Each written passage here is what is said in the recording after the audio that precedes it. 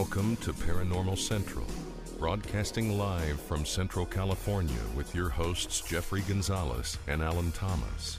Broadcasting video worldwide at paranormalcentral.net and broadcasting audio on the Dark Matter Network at artbell.com. Are you ready to witness something that you cannot explain? I'm looking for you. You're looking for me. We have to decide what it will be. Can it be true? Can I believe? We unexplained. Look into the sky.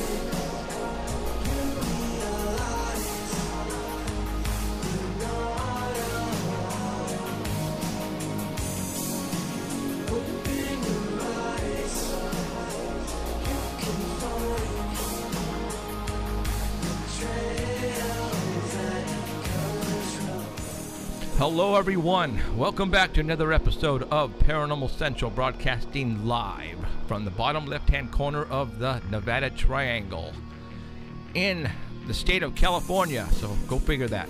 My name is Jeffrey Gonzalez. I am your host for Paranormal Central. Been doing this show now going on 6-7 years. Glad you can join us. I'm also the founder of a group called the Sanger Paranormal Society. I'm not just a talk show host. I have been investigating the paranormal for a long time. It is one of my passions, and I enjoy it immensely. And I am finding a lot of stuff that I need to show you guys, and that's one of the reasons why I started doing this, because you need to see what we are discovering out there.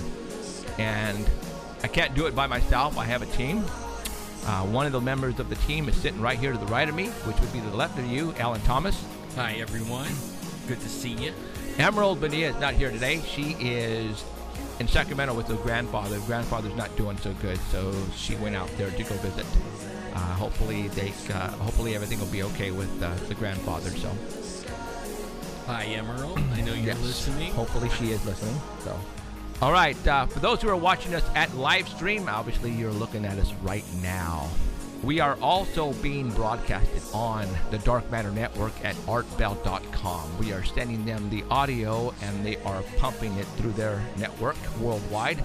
So you have two ways of listening or watching us if you want, either on livestream.com or go to paranormalcentral.net, which is our website. And you have two links there. You can either go straight to livestream or go straight to the artbell.com website, and you can catch us there. We're going to be showing you some pictures here. And we'll be showing them live here on the screen.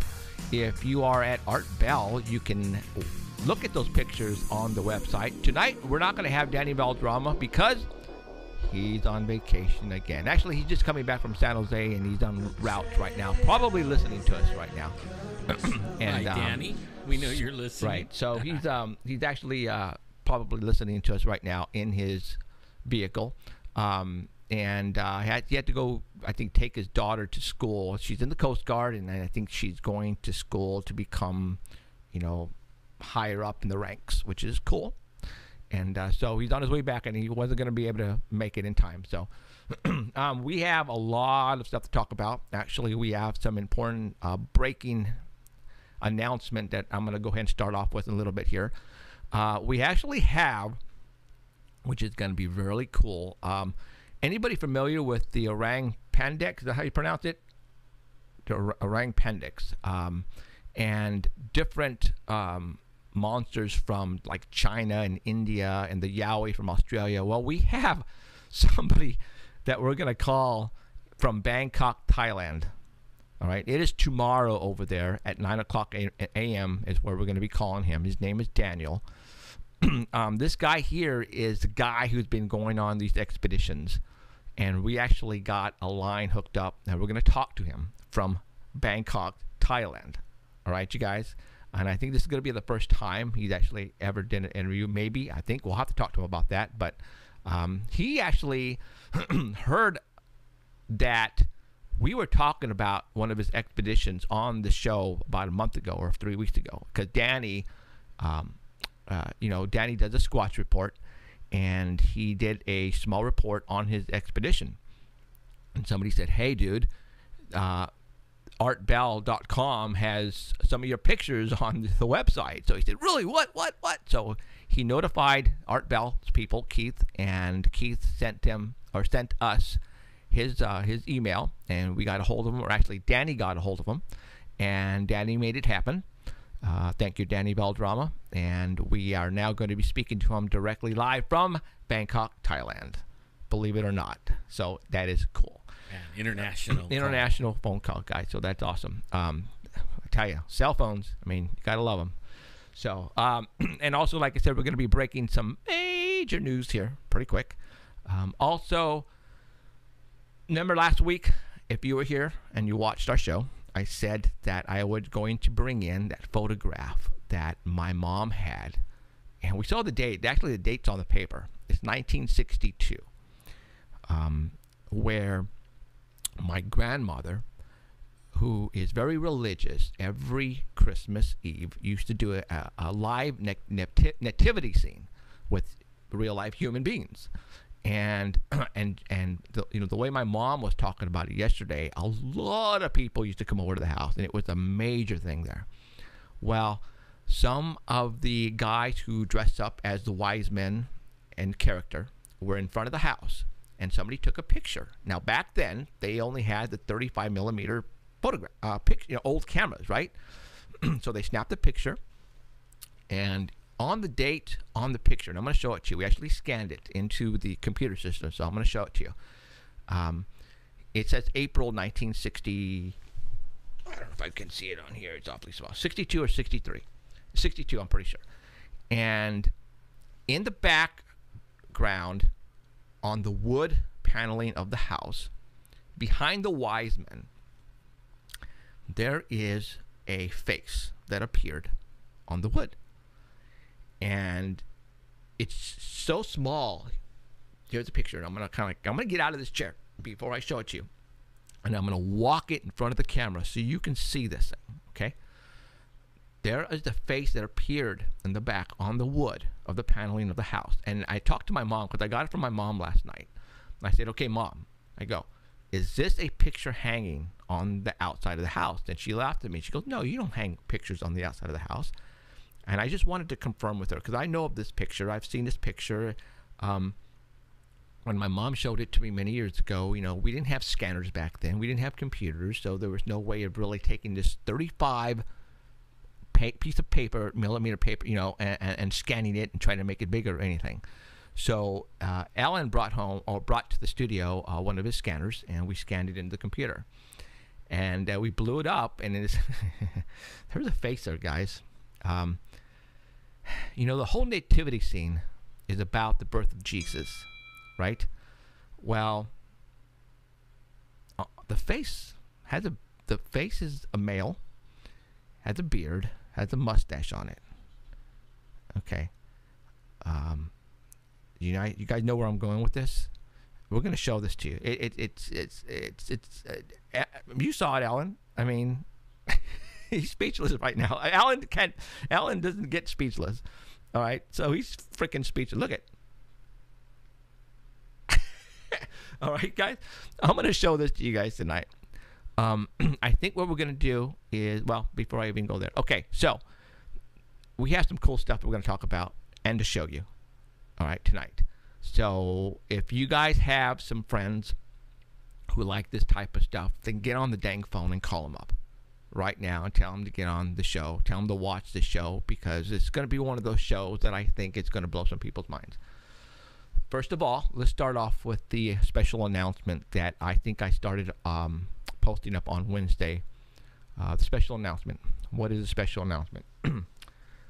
Last Monday, and I told you last Sunday, the following day, which is Monday, that we were going to have a meeting with the Fox Network here in Fresno, California. We shot with the new production company an episode for the TV show, and we experimented, and we put one together, and we went to the Fox Studios here in Fresno, California, and the general manager was there.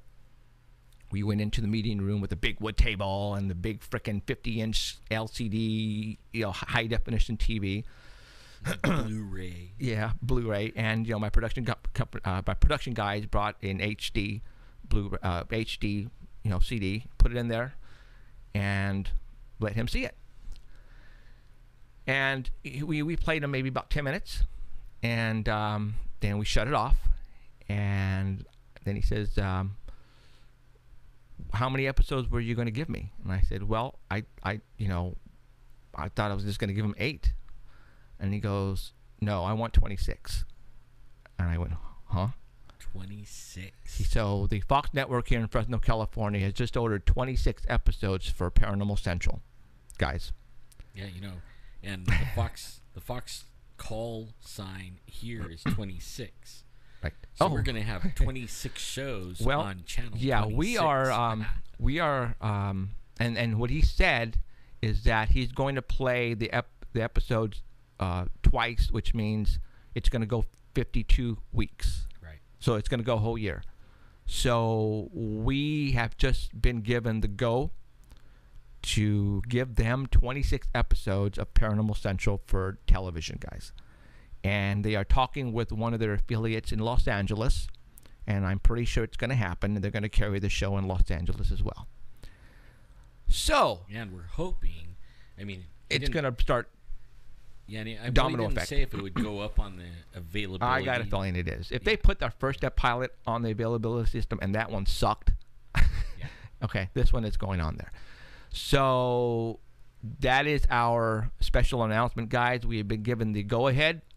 The Paranormal Central TV show has been given the green light, and we are going to give them 26 episodes, which means for the next 6 months, if you are in Central California and probably Los Angeles to start off with, you will be able to view our show on TV.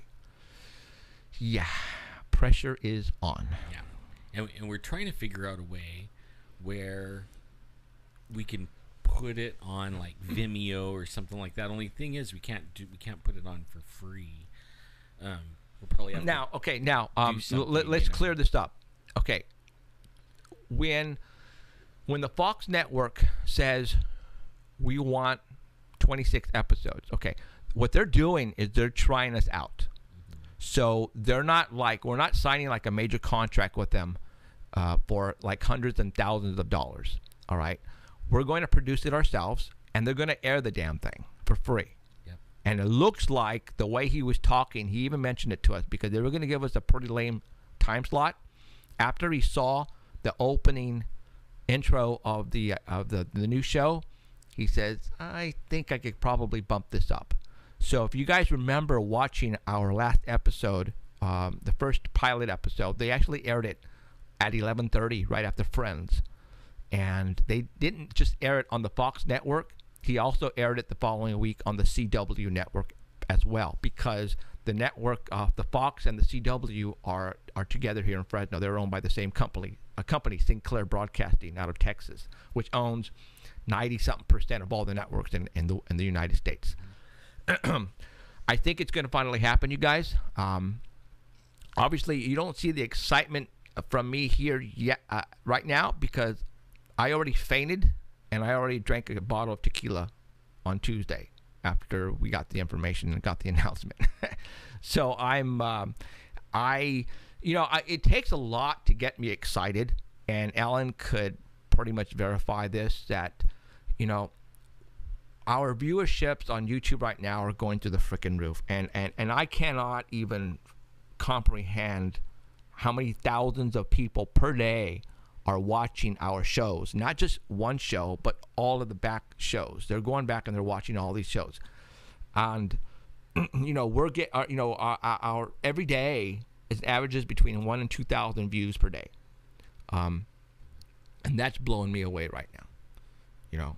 That's been growing, and it's growing. It's still growing. Even on that live means stream, we're not ever going to stop this. No. Yeah. Even on live stream heard on what was going on. 4 weeks ago, we only had 397 followers on live stream. Then they heard about the viewership, and they sent me a message and said, we're going to do something to increase your followers. And I said, okay. And I have no clue what they did, but now we're at 2,600 followers or subscribers, and it's increasing like almost 100 per day. And I don't know what they're doing, but it's not. It's when I get from the followers on live stream, I get dings on my iPhone because it tells me whenever you get a follower, you get a ding. Just like when you get a comment on YouTube, you got an email, you get hundreds. Well, I am getting literally hundreds of people subscribing to live stream on our channel, and a lot of these names I can't even pronounce. Right. Yeah. Okay. And I was telling Ellen this, and Ellen said, you know what? The same thing on YouTube. A lot of them are overseas. Yeah. A lot are overseas. And I don't know how they're finding out about us, and I don't really care. Well, all you guys in Saudi Arabia and over there, they listen. They actually have, where they can break it down in metrics. Mm-hmm. They're actually watching longer than any other country. Did you know that? Saudi Arabia. I don't know if it's our guys over there, that they're just kicking back and want to hear a little bit of home, and this kind of topic, or if it's actual Saudis listening. I have no idea, but I know a lot of the names. Right. I'm not even going to try to even say them because I don't want to hurt people's feelings. Yeah, it's incredible, guys. Even the Fox Network here has ordered a commercial from us. Right. A 20-second commercial. And they're going to play that for free to pump. Okay. You guys understand what we are saying here? They're going to air our show for free. And we're going to get probably a time slot that's equivalent to frickin' Jimmy Kimmel and Jimmy Fallon on late night TV. Yeah, locally here. Locally here. Still. We're going to be up against these guys. Come on. The general manager, when we went and sat and talked to him 5 months ago. Yeah. Came from his mouth because there was two other guys in there, and they were saying, what do you need to make this happen locally? What do you need? And obviously we need money. All right, I'm financing this by myself, you guys. Okay, and even the general manager James Peck, right? James. Well, Mr. Peck. Okay, Mr. Peck. Jack Peck. Mr. Peck. He says you can play the live show that we did at the Crest Theater. He looked at that and he says, this could go up against, and that was, I'm not tooting my horn. I'm not, my head is not going to explode, but he said, the passion that we have doing this, it's showing on freaking video because we're putting our soul, our life into this for you guys. All right, and they see it here at the Fox Network in Fresno, California. That's why.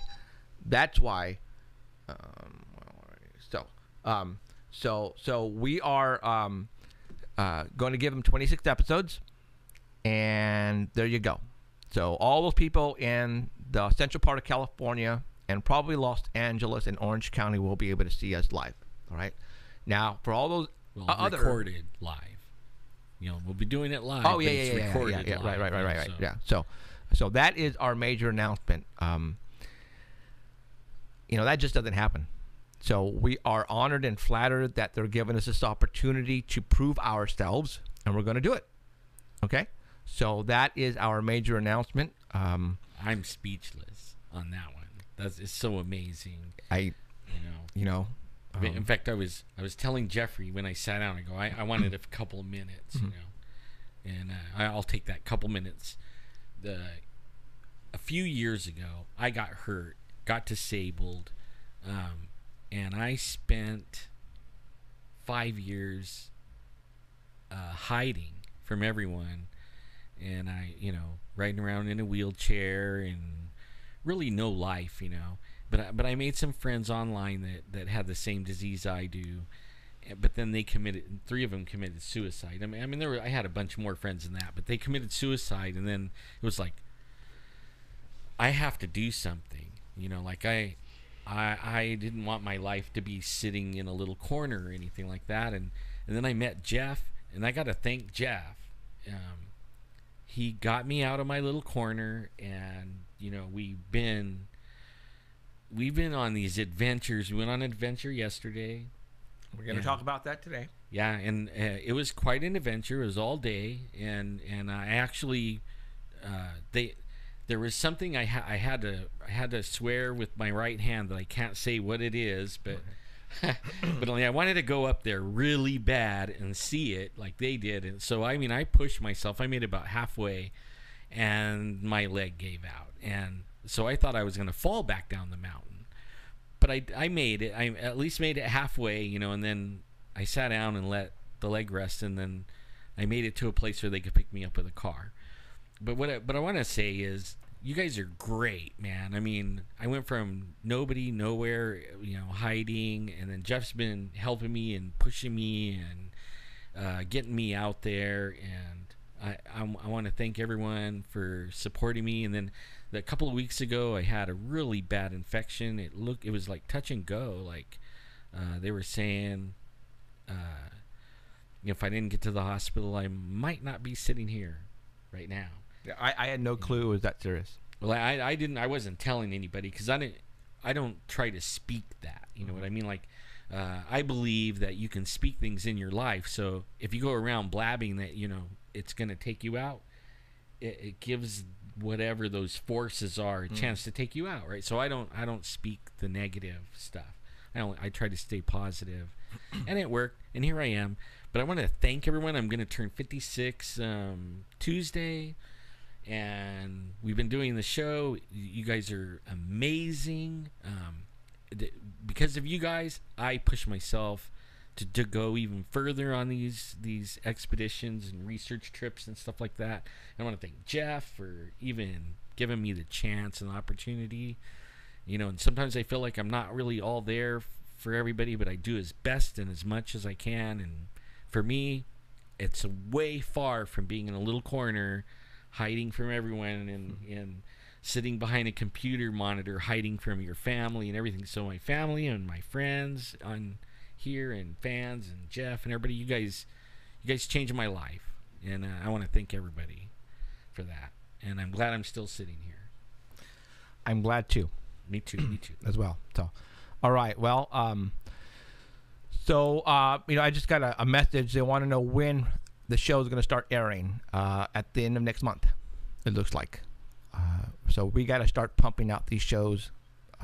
Actually, my cousin is coming down from LA tomorrow. She's actually the set designer, and I showed her the first episode, and I told her, oh, and by the way, we just got picked up for 26 episodes, and she went, I got to come down and change some things on the set because I don't like it, because her name's on the end of that credits. Ariel Rees, my cousin, she graduated from FIDIM. It's I guess it's like one of the schools where you go to learn the broadcast, the set design, all that for Hollywood. And she is like graduated top 3%. Wow. Yeah, and right now she's working on commercials and stuff, and so, her name is on this show. And so she's going to come down and she's bringing some stuff with her, and she's going to rearrange some of the stuff on the set and do some stuff that she thinks that needs to be done. So that's cool. I ordered, and I'm going to say it right now because, and unfortunately, you're not going to see it here on the internet show. No, you know what? I'm going to wait. No, I'm going to wait. So anyways, okay. So I want to thank everybody for sticking with us. I would have never thought in a million years we'd be where we're at. Seriously, guys, come on. I was doing this for kicks, and how to say it, shits and giggles or whatever it is. Yeah. That's it. It was like all about sharing the stuff. Yeah, that we were finding. We're going out, like, we're going to talk about right now what we did yesterday. The opportunity now has been given to us where, you on Facebook always see pictures. Actually, you don't see pictures, hardly you ever see footprints. You see possibly a stump in the forest, and somebody takes the picture and it gets frickin' 10,000 views. Well, it's a frickin' stump, people. What about the one that, like I almost did it, man. I think I said this last week. The picture of the forest with all these red circles. Right. And I wanted to hide a Waldo in it because I didn't see anything. There was nothing. Yeah. I mean, and we go out there all the time. I mean, we're out there and they're ninjas. It isn't even worth putting it up unless you have something like out in it. You know what I mean? Right. If you have to strain your eyes and blow it up and still wonder if you're seeing something, don't put it on the internet. A lot of these, and I'm not going to say what blogs or what websites or who are doing this, but they are grabbing whatever photographs they could find, and they're putting together a freaking 3-minute video, and they're putting it on Facebook. This is the best fit. We just got this on email, and what do you think? All they're doing is they're wanting you to go and watch the video so they can rack up the viewerships and make money. That is it. That's all. That's it. And you'll go and you'll say, I just wasted 3 minutes of my life watching this crap. And that's all they're doing. And they're not going up to the mountains. They're not going and spending nights and nights in houses that have spirits walking. They're not going out and sky watching. They're not going up to the mountains and spending nights after nights looking for Bigfoot and putting up cameras and climbing trees like we do. No, they're taking other people's stuff and they're grabbing it and they're making videos and then they're pushing it on Facebook, wanting you to go and look at it so they can get viewership and get money and monetize it and all that. That's it. And I'm getting sick of it. I'm getting really sick of it, to be honest with you guys. All right? Especially when it's some of them lately are old. Yeah. When you get on there and you're like, man, I seen that somewhere before. 2 years ago. Yeah, and then you check it out. It's like, oh, man. And they're bringing it out again. Why? Because half of you guys haven't seen it, or if you did see it, you guys probably forgot about it. But for them, they don't care. They want you to go watch the video so you can make them money. That's it. That's it, guys. All right? And some of the other ones, too, like before it's news or something, I try to load it. I have it on my phone. And you load it up, and it takes like 5 minutes. Well, not that long, but a long time for all the ads to load. And then you got to find the story amongst all these ads. It's like, just put an ad or two, and then really put the story, because that's really what it's about to me. But I understand they probably want to quit their job or whatever. Yeah, what ain't gonna happen, So, okay, so we basically went off on a tangent. But anyways, I was just saying thank you to everybody. A lot of people don't like what we're doing here. I mean, we are getting trolled like you wouldn't believe. They are just slamming us. And a lot of it is on YouTube. But you know what? Alan is not erasing those trolls who are slamming us. He's leaving them on there, and our fans are going back and they're taking care of business for us, and we want to thank you for that. Yes. All right. And some of these things that they're trolling about are just stupid stuff. Well, we already know we can't please everyone. Right. So we're just bringing it what we got, and we're doing the best we can, and that's all we got, because we're giving it 110%. But apparently it's working. Yeah. Whatever we're doing, it's working, because the viewerships on YouTube and on live stream is speaking for itself. It's speaking for itself. We have a whole new thing coming. I mean, we're going to be bringing stuff where we're bringing cameras. We're going to bring cameras on our field trips. Right. And we'll be able, on our internet show clips, little clips. It'll be mostly for TV. Once it airs, then we might be able to show a clip or two here and talk about it. It's going to be cool. Now, I got to sit down with the production company and find out how much 26 episodes is going to cost, because we're talking hour shows here.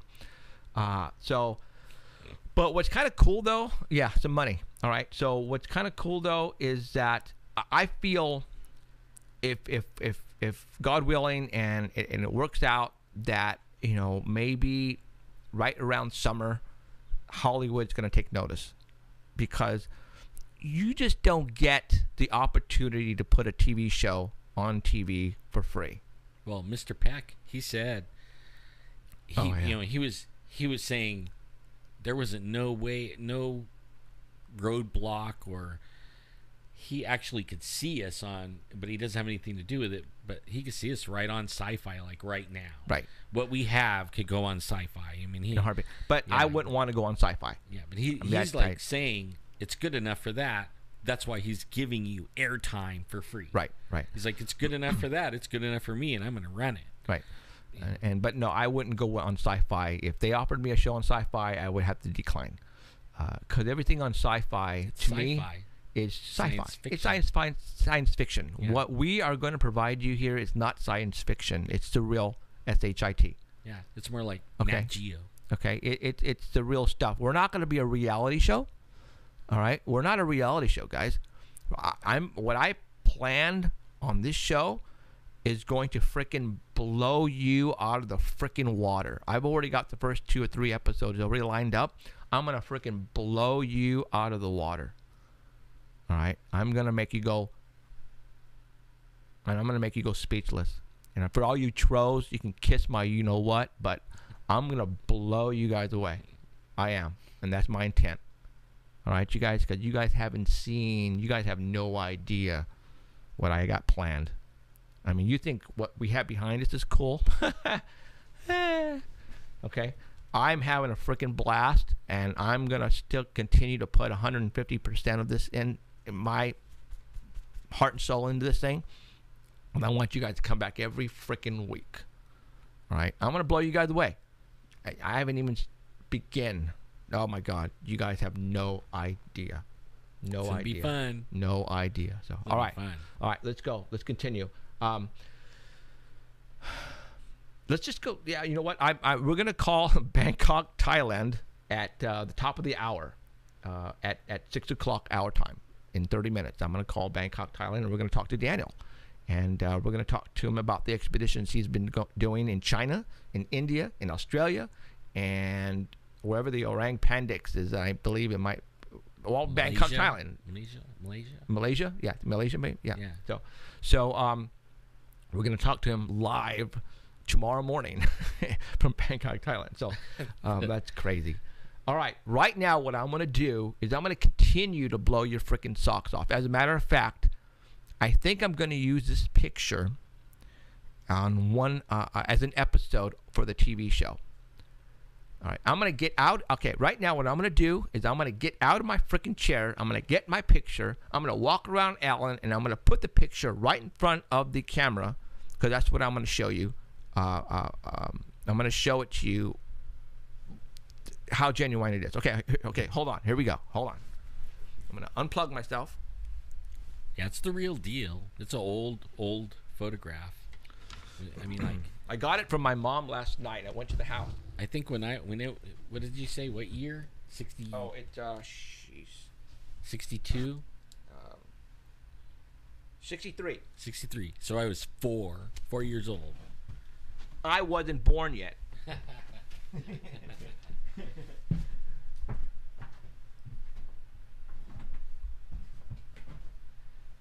I think I need to probably turn on the lights here. So let's do this. I don't know. Okay, I'm gonna bring down one of the lights here. Hold on, you guys. Oh, you gotta light it up, huh? Ooh, yeah. There you go. Okay, see this paper? 35 millimeter paper. Okay. I have it scanned in the computer. I just want to show you the actual paper itself. All right, and on top here is the date. Okay, this is the original picture. I'm showing you right now. All right. All right.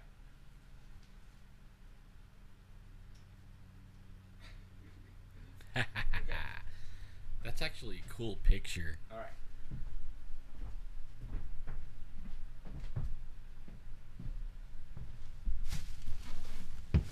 All right.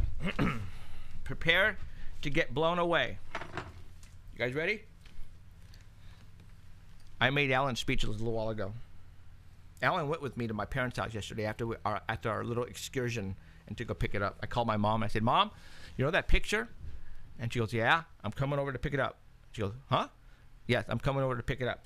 I'm going to show it on my show. She goes, okay, let me go find it. I know she knows where it was, so, but okay. We scanned the picture before the show and into the computer system. And now I'm going to show you. Excuse me, I just burped.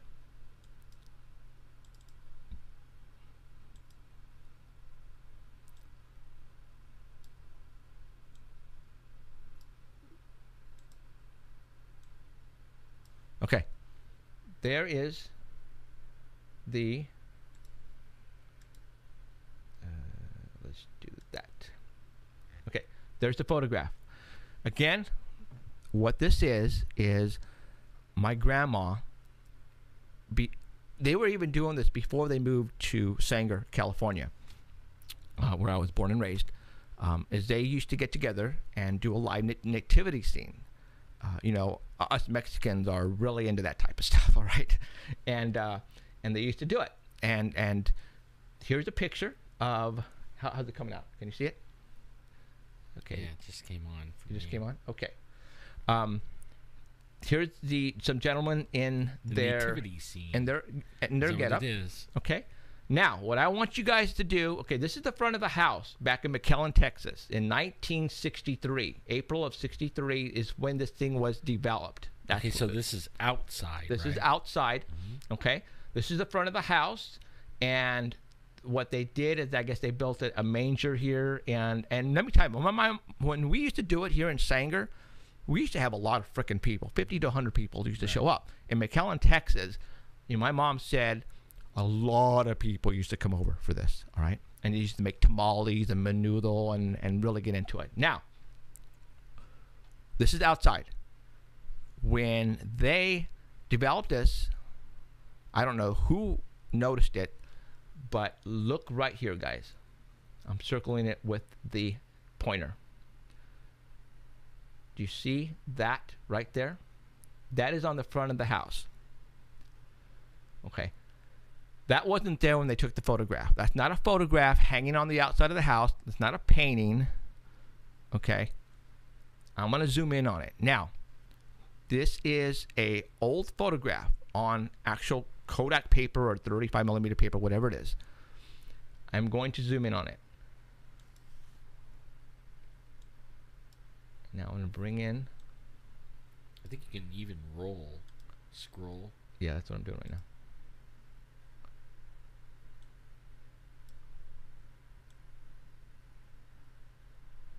Did you guys see that?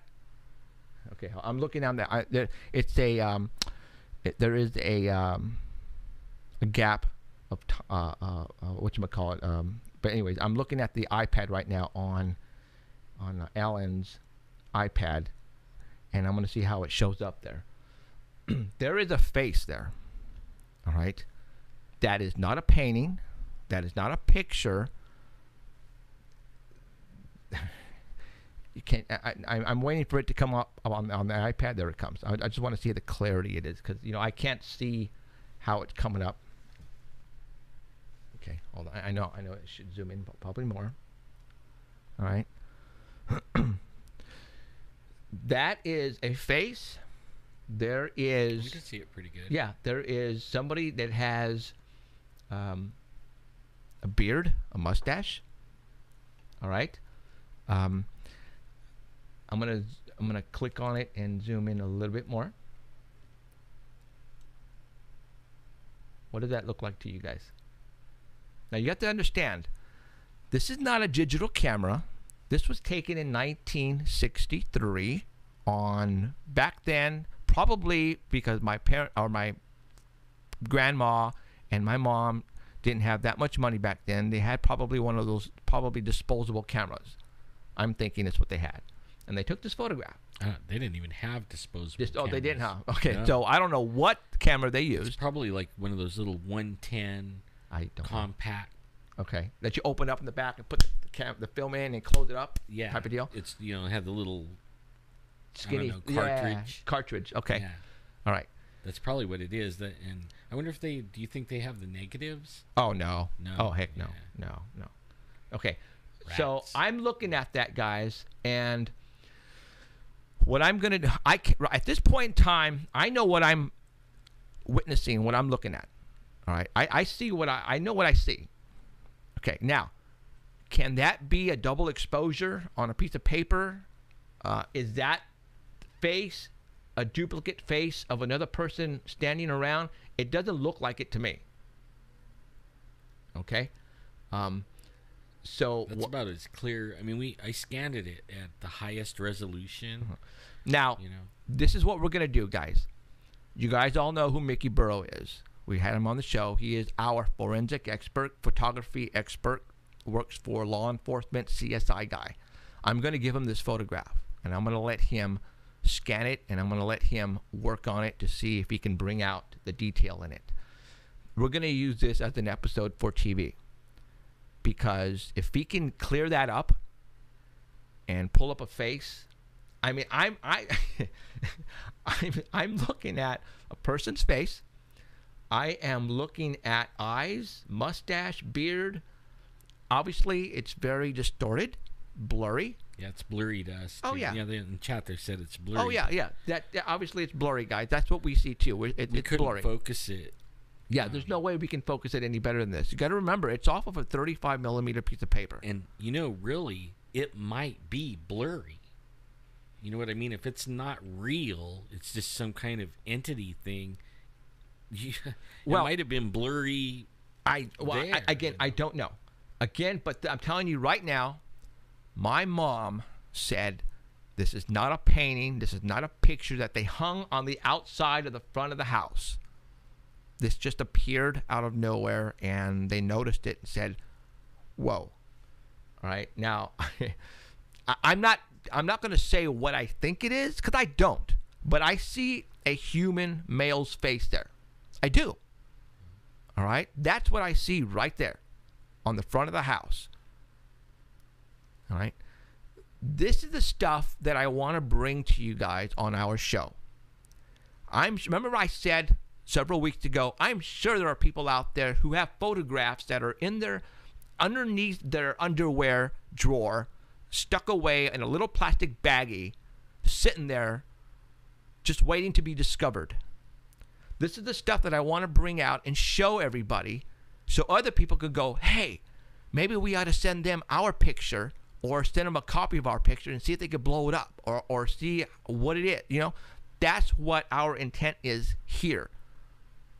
Because you're not going to see this anywhere else. This is from my mom, my grandma, who's now died.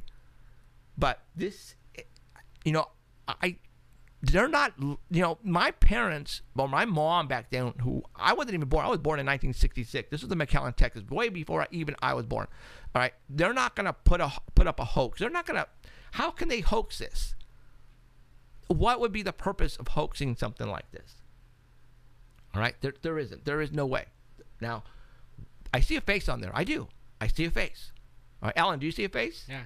Okay. Yeah, you see a face. Now, yeah, I could see one eye real good and the lips. Yeah, I see, really I see a beard, I see a mustache, I see it has long hair down to right about the chin area. That's what I see. Now, I could probably see it here clearer than what you guys see on the internet right now. I'm going to go ahead and zoom in just a little bit closer for you guys. Let me move the framing a little bit for you guys.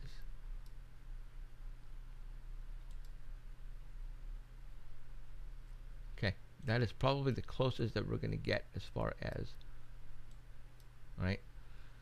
Now, let me. What do you see? There is a time gap, because it's got to go since it's. So yeah, I just zoomed in. Is that zoomed in all the way? Yeah, I guess it is. So okay. So anyways, I think that's cool. Now, is it some type of a double exposure back then on one of those cameras? I don't know. Mickey Burrow is going to be able to tell us that. Yeah, it almost looks like an orb with a face in it. You know how they have orbs with faces on it? Yeah, it almost looks like that. Kind of like it is an orb. Right. But it's definitely has a face. Okay. See, look at. I just got a text from a guy named Ryan. Says, Jeff, I've got a photo you have got to see. Well, that's the whole freaking idea. Yeah. Okay? That's what I want to do. I want you guys to bring out your photos that I want to see, and I want to give it to the most person who is highly qualified to take this photograph and input it into a freaking mega machine and clean it up and see what they can what he can find. That's what I want to do. I'm sure if Mickey gets a hold of it and he plays with the contrast and stuff like that, I bet he could. I'm pretty sure he can clean it up. Yeah, I'm pretty sure he can clean it up. Obviously, I don't have the technology. I am not a computer person, guys. Trust me, I am not. Alan is, but I think what we're gonna do is, again, this is gonna be for TV. Well, I'm more your hands-on techie. I mean, I could build your computer, fix your computer. I'm not really the photo guy. Like I just saw scrolling by chat, 110 film. I think that's what it is. The 110. 110 film. Again, I don't know. All right. I mean, 62, man. There wasn't a lot of options. 63. I think they had Polaroids, but that's not a Polaroid.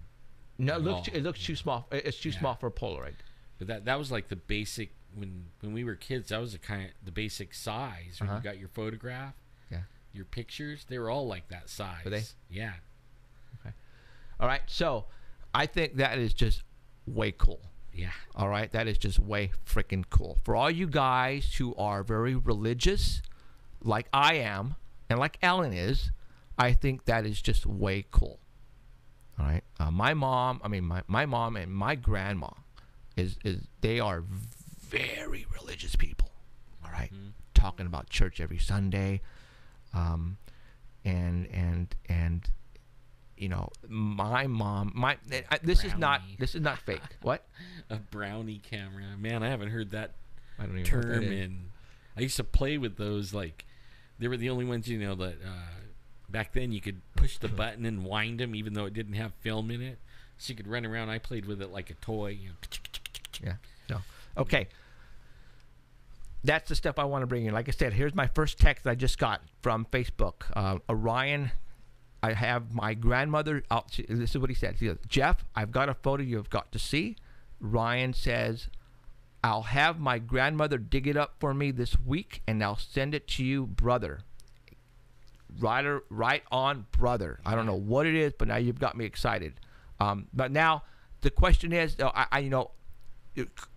text me or call me before you send it, because if it's the original, we have to do something. I don't want the original. Right. Not unless you live close by, Ryan. I don't know. Oh, wait. Is this Ryan Univision? No, this isn't Ryan. Never mind. Let me find out where this guy's at. Hold on. I'm looking on his... Yeah, the brownies had square pictures like that. Oh, okay. This guy, Brian, is in West Virginia. So no, but he could scan. He can scan it and email it, depending. Right. Because I don't want you to send me the original, because I don't want it to get lost if it's a one of a kind and only one. You know what I'm saying? So I'm pretty sure we can figure out how to get. But that's what I want. I want people like that. You guys have grandmothers who have photographs, that were taken in 1950 or 40, and man, I forgot. I was gonna tell. I was on Daryl Mapson's show, Daryl and Friends, on Wednesday, and he brought a picture in. But the only thing is, he took a picture of a picture in a frame, right? But it has a UFO from 1977, and I was gonna. Where did he get that? Was it a friend of his that had the picture and he took a picture of it? Was it a cell phone, or it was his cousin? Or his brother, and they took the picture in 1977, and then they thought it was so cool they framed it. Sure. And they have it hanging in their house. Oh. And then he came along with his cell phone and took a picture. Wow. Okay. Where did he used that on the backdrop on the green screen behind you us. Need to find out where that picture's at. Yeah, I asked him if we could use it, and he said yeah, and I forgot all Well, about it. I think we'll get a hold. We need to get a hold of the original. Yeah. Find out. Maybe I could have him scan it, and well, find out where the original is, because if it's here in Fresno, it might be. Then we'll be able to take the camera crew out there and maybe even take our computer system and scanner and do it right there in their house and scan it. Ooh, you know that what I'm sounds saying? good. That's what we can do. Yeah. All right. Okay. All right. So, guys, this stuff is awesome. Now, remember last week I was talking to you guys about. I just threw this photograph out there because I remember my mom had it, and I actually showed it on my show here like about 4 years ago when we had our little tiny studio in the house. All right. And then last week, I also told you another story that happened to me when I was going to college in LA. Do you guys remember that? I went to DeVry, DEVRY, Institute of Technology. I got my degree in electronics, and it was like one of the first schools that opened up in the City of Industry in Los Angeles. And I became the assistant bookstore manager there, and sometimes my duty was to go out to a specific bank, which is not actually, it was like literally down the street where the college was at, and I had to go get rolls of coins for the bookstore for change. So I would go over there and I would get change, and one day, as I was getting the rolls of whatever I requested at that time, and I don't remember if I don't think I saw it there in the bank, but when I brought it to the actual bookstore and I was at the cash register opening up, grabbing a roll of nickels, I grabbed a roll of nickels, and something that was written on there caught my attention really quick. All right. I was born and raised here in Fresno, California. Fresno to City of Industry, it's about 300 miles, 250 to 300 miles, okay? I saw a name on there, on the roll of nickels, V. Gonzalez, and a phone number. That was my mom. It was my mom's handwriting. It was my mom rolled these nickels somewhere here in Fresno, California, and somehow I intercepted them in Los Angeles. So I have it here. I've actually had it in my wallet for good luck. It's right here. What I'm going to do is actually I gave it to Ellen. Ellen scanned it, and I'm going to do is I'm going to show it to you guys right now. You know the odds. Think about this. What are the odds of me intercepting something that my mom rolled? Yeah, it's okay. I'm going to show it to you guys.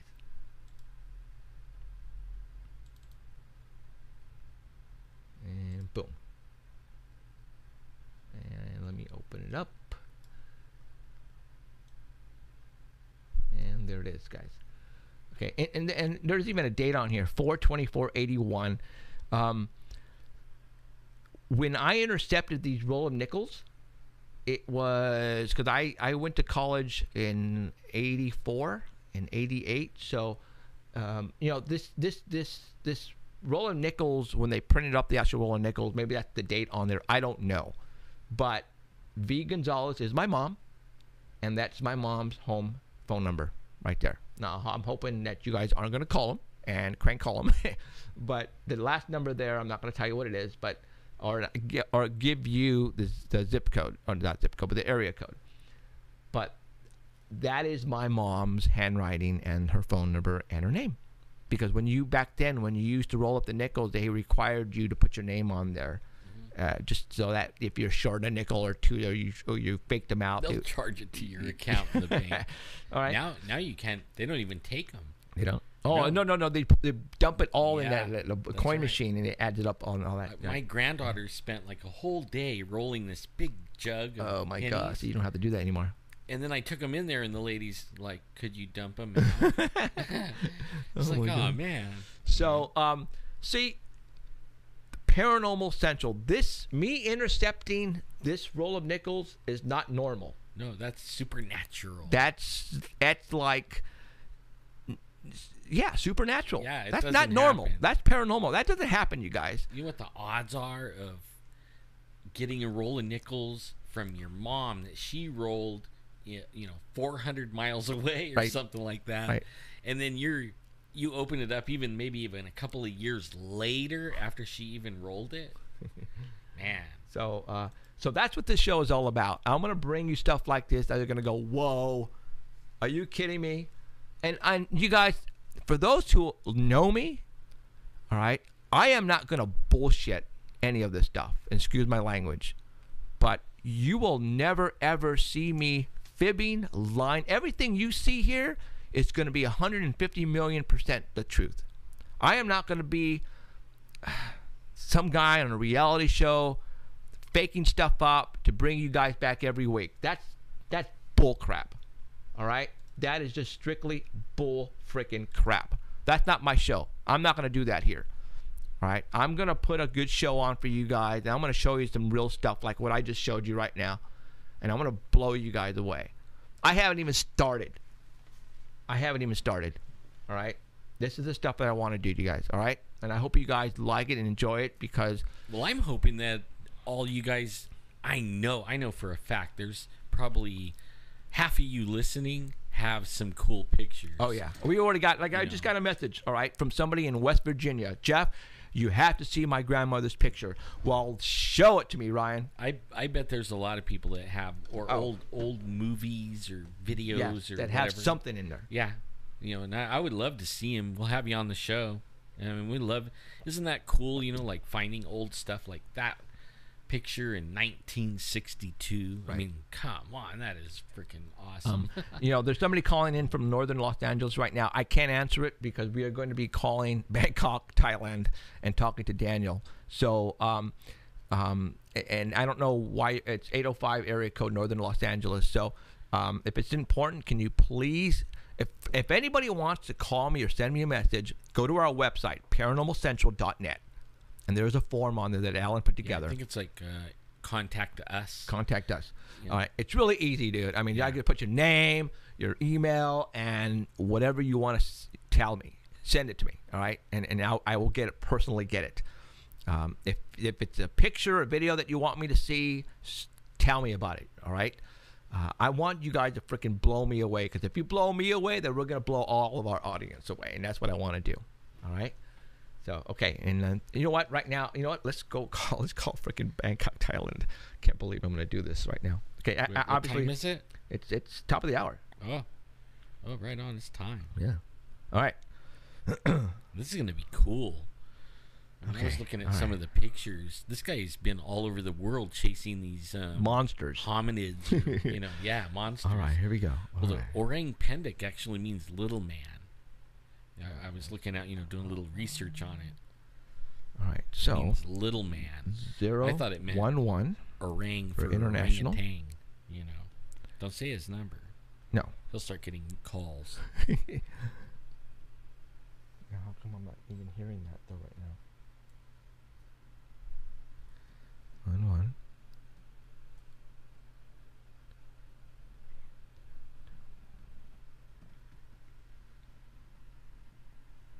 Man, like EVPs. Okay, I don't how many people have like scary wait. EVPs? Oh shoot! I got to take my case off because I'm using my personal phone on this one. Oh. And I couldn't hear the dialing on there because the case was preventing me to go all the way in. All right, here we go. Whew. I probably just called him right now, and he's like, "I didn't get it."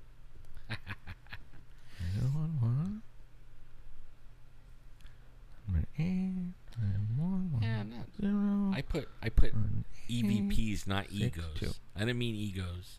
EVPs. Everybody knows what that is. Electronic voice. Okay, hold on. How come I don't hear it? I don't hear it either. Good morning. Hello, Daniel. Hello, it's me. Okay, hold Hi, on. Daniel. Let me crank up the volume here.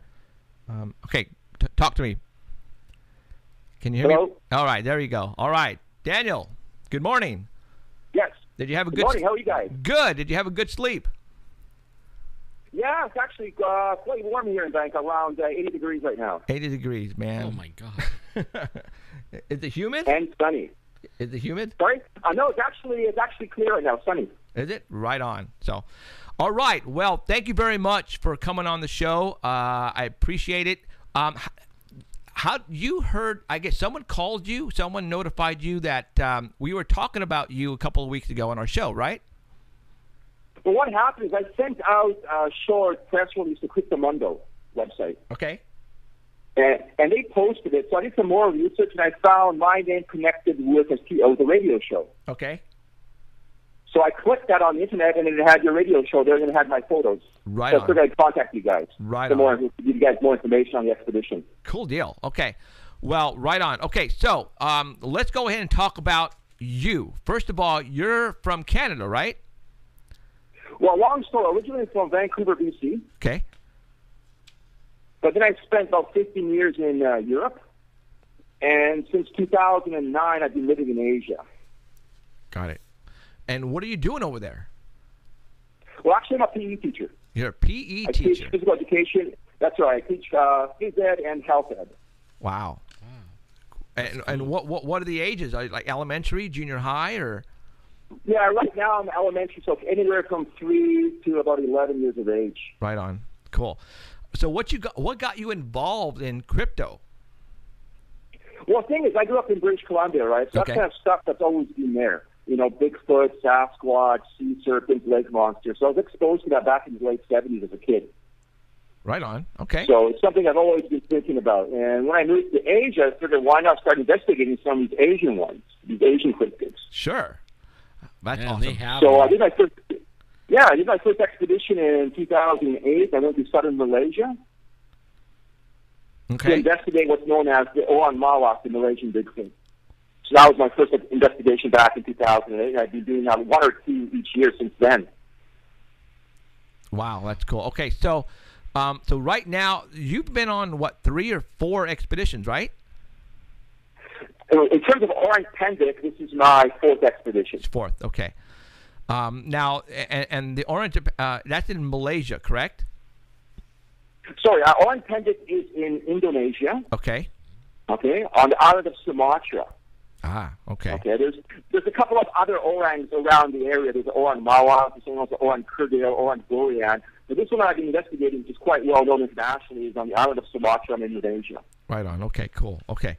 All right. Well, let's get into what you found. Now, you actually have a blog, and Right. and I believe what the Art Bell, Keith at artbell.com, they're going to tweet out your blog link, because the pictures that we're going to talk about right now and show you here on live stream is on your blog. So for those who want to see those photographs, they're going to tweet it, and you'll be able to go to artbell.com and see the tweet at the bottom page, and you'll be able to just click on it, and people could go and look at those photographs. So we're going to have a lot of people go on your blog. So all right. So so we're gonna be broadcasting the pictures live on live stream. Right. And the ones that are just listening on Art Bell can go to the tweet. Right. And find them on the blog. Right. And just click on his blog and then go straight to his blog. And we're gonna go as exactly you see him on his blog, we're gonna talk about him. And it's like 16 photographs, right? Yeah, I sent you guys 16 photos. There's actually 17 because one of them is labeled 7A, 7B. Got it. But they're numbered 1 to 16. Okay, very cool. All right, so let's go ahead and let's talk about what expedition you want to talk about first, because man, it's like this is what we're all about here. We're also monster, and I don't want to say hunters per se, but we're out there doing exactly what you're doing, but on the Bigfoot scale. Right. Okay, this is what we do. Right, we go up to the mountains. We do exactly. We put up the cameras. We go in search of, and that's what we do here. So I want to know everything about your expeditions, because people who watch this show and listen to it at Art Bell are into monsters, man, and that's what you're doing. You're out there looking for monsters. That's what it is. Monsters or ghosts, maybe. That's the whole thing. That's the intriguing part about it. Right on. Okay, let's go. I'm going to put up picture number 1. All right, Dan? And yeah, picture number 1, that's the billboard picture, right? That is the mountain, correct? Sorry? Oh, is that the billboard you're talking about? Yeah, that's number 1, actually. Oh, okay, I'm sorry. So let me pull that up here. Okay, got it. Yeah. So just to give you guys some background information, a lot of the activity in the past, 20, 30 years has been centered around this lake. Okay? And a lot of the TV shows have been down here.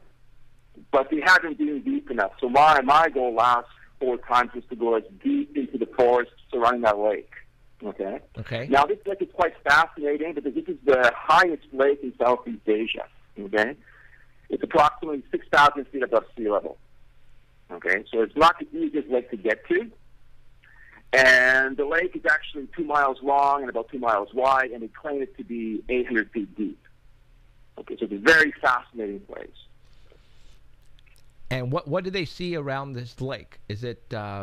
Well, historically, they've seen tracks, small tracks around 7 to 8 inches long, okay? Okay. Supposedly belonging to a bipedal type of ape person or creature, okay?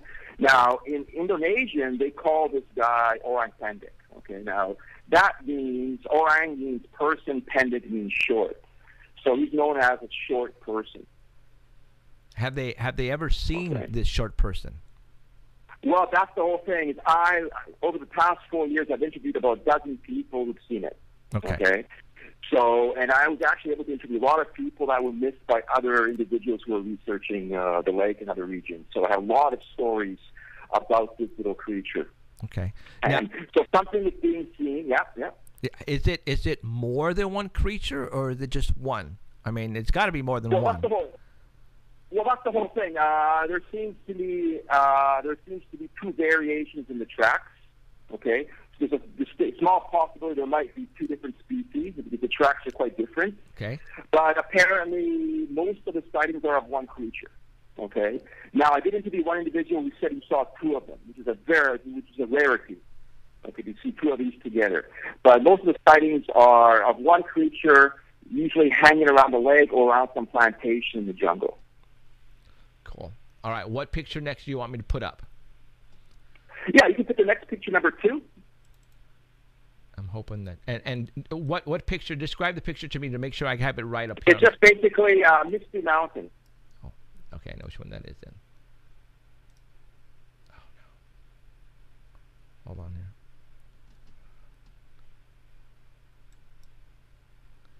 Okay, got it. Go for it. Yeah, once again, this lake is called Danau Gunung Tujuh. The English translation is Lake of 7 Peaks. Okay, so this lake is surrounded by 7 peaks, and the peak that you see in that picture is peak number 7. That's the highest peak, and that's approximately 8,800 feet above sea level. Okay, so most of my research has been focused around that peak 7. Okay, a lot of the historical sightings when we talk to some of the villagers have come from that region. So each time I've been there, I've tried to focus on that area, around Peak 7, the valleys around that area. Now, do they see more than just the Orang Pendeks? I mean, is there other type of creatures that they witness as well? I mean, any type of flying creatures? Well, no, basically, this is considered the home of Orang Pendek, this lake. Okay. So historically, the Indonesians, that area, they consider the home. But there are other things in Indonesia. For example, if you go closer to the coast, they have something like the Orang Bunian, which is more like a human dwarf that lives in villages. But they say that's a spirit. So that's a completely different story, though. But Orang Pendek is basically hangs around this area, also the volcano, and also another lake which is further south. Okay. But most of the activity has been around this lake for quite a few years now. Very cool. Okay, very cool. All right, what picture next? There's picture 3. It's also a picture of Peak 7, though a little bit of forest in front of it. That's labeled number 3. Okay, I'm going to say this one here. Okay. I got that up. So once again, that area, that's the foreground area, that's kind of near the campsite where there's been some sightings. Well, we actually found some tracks there in 2011. Some of the villagers claim to have seen something in that area as well quite a few years ago. So there's been a lot of activity around that campsite historically. Now, the tracks the tracks that people are finding, are they just, Bigfoot tracks are pretty human looking, but they're just awfully large. Now, if this guy is small, like you're saying, did they have regular 5 toes on them? I mean... Okay, well, this is the thing. There's 2 variations to the tracks. Okay. There's one track which is very ape-like, which has what's called divergent hallux, meaning the toe sticks out to the side. Oh. Okay? So that track has, those tracks have the toe out to the side, and then higher up they have toes, and they have a kind of a pronounced round heel. Okay. Okay. And they're very similar to what I would describe as a siamang gibbon track. Okay, but bigger.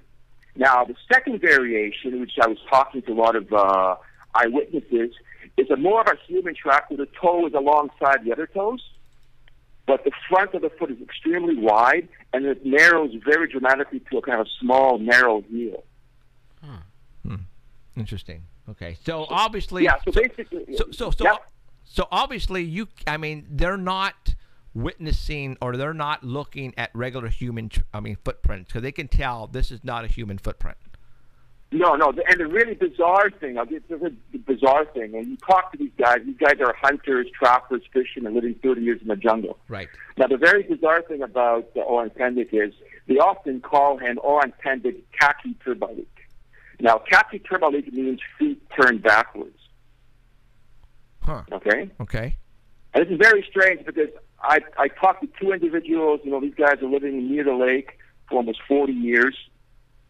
These are experienced trackers. They hunt, they hunt deer, they hunt wild boar. And they were saying that the tracks, the heels are pointing forwards and the toes are going backwards in relation to the direction of the creature moving. What? Okay, that's weird. So that's very strange. And this is coming from experience, like I said, woodmen, hunters. Right. And those guys... So they saw this thing moving away, yeah. And those guys would know. Yeah, they have to hunt to eat. This is very bizarre, and when you hear it coming from experienced woodsmen, you kind of believe it, Right. Yeah. Right. Wow. Okay. All right. Next picture, Daniel. Next picture, I think, is picture number 4.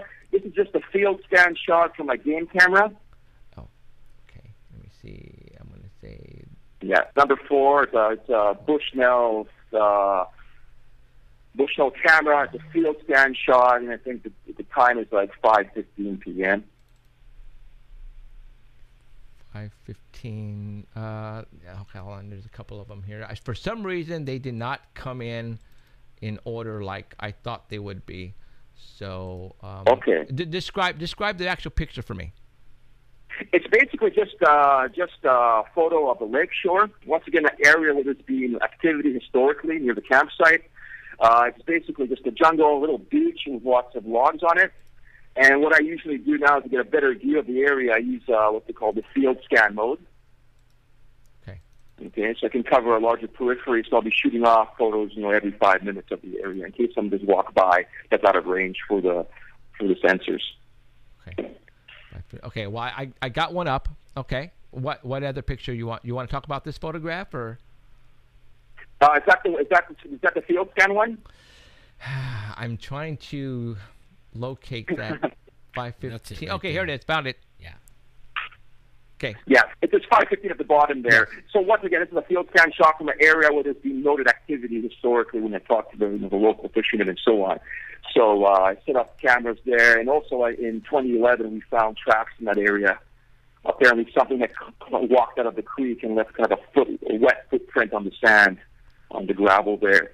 So I figured I'd put a camera up there for a couple of days as well. Cool. What type of animals live in this environment here? Well, this area is famous for the Sumatran tiger. Oh. Wow. Okay, so this area, and Sumatran tigers are extremely rare. Historically, there's a large population of tigers on the lake.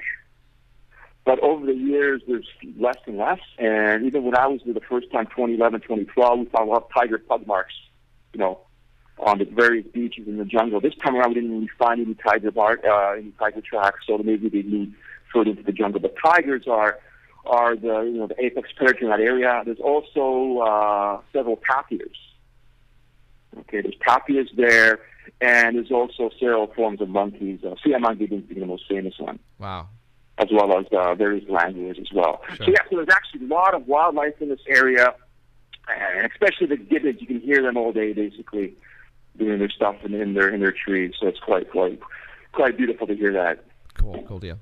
Okay, next picture. Next picture is the diagram of an Orang Pendek, picture number 5. Got it. All right, got it. Okay, this was drawn by my father a few years ago, so we're going to have to update it a little bit. But basically, this is what we're kind of looking at. We're looking at something that's around 3.5 feet tall, okay, Some reports saying up to 5 feet. Well, most of the reports, or most of the eyewitnesses said it was very, very short, about their waist height. So looking at something about 3.5 feet. Other things to know is incredibly wide shoulders. Okay, so it has almost like a bodybuilder, incredibly wide shoulders, apparently 50% wider than that of a normal person. Another very common observation: it has almost like a pot belly. Okay, so it has kind of thick midsection, slightly protruding stomach, and this might be a result because maybe it's an omnivore. Eats a lot of grass, eats a lot of leaves. Right. Now I'm noticing the feet. The feet here. I think might have to adjust those feet a little bit. The feet might be a little bit large in this photo, but generally the feet, like I said, there's two versions. One where the toe is sticking out, and one where the toe is more up front and the heel is very, very pointed. So, like I said, there's two variations to that, which might suggest two different animals. Okay. Another interesting thing is also the color. There's a lot of color variation. Okay. Some guys say it's kind of orangey color, like an orangutan. Some people say light brown. Some say black. And one guy actually said it was dark gray in color, which might have been an older individual. We're not sure. Right. So these things are, they have families just like Bigfoots. You have your grandparents and your kids and your adults, and because obviously they have to reproduce if people keep seeing them, right? Well, that's the whole thing. Is this area big enough to hold a breeding population? And like I said, only one person I've talked to, I've seen two of them. Okay. He apparently saw a couple, but this is like in 1980. Okay. We saw a couple strolling through a clearing in the deep jungle. But everybody else has only seen one individual. You always see like one. Okay. And the other strange thing is these people have only seen it once or twice during their entire lifetimes. Okay? So a lot of times you'll hear on various websites that you've seen regular in the plantation. That's not really true. These things are seen incredibly rarely. So the average person will not see it. For example, my guide, the village where he comes from, there's like 5,000 people.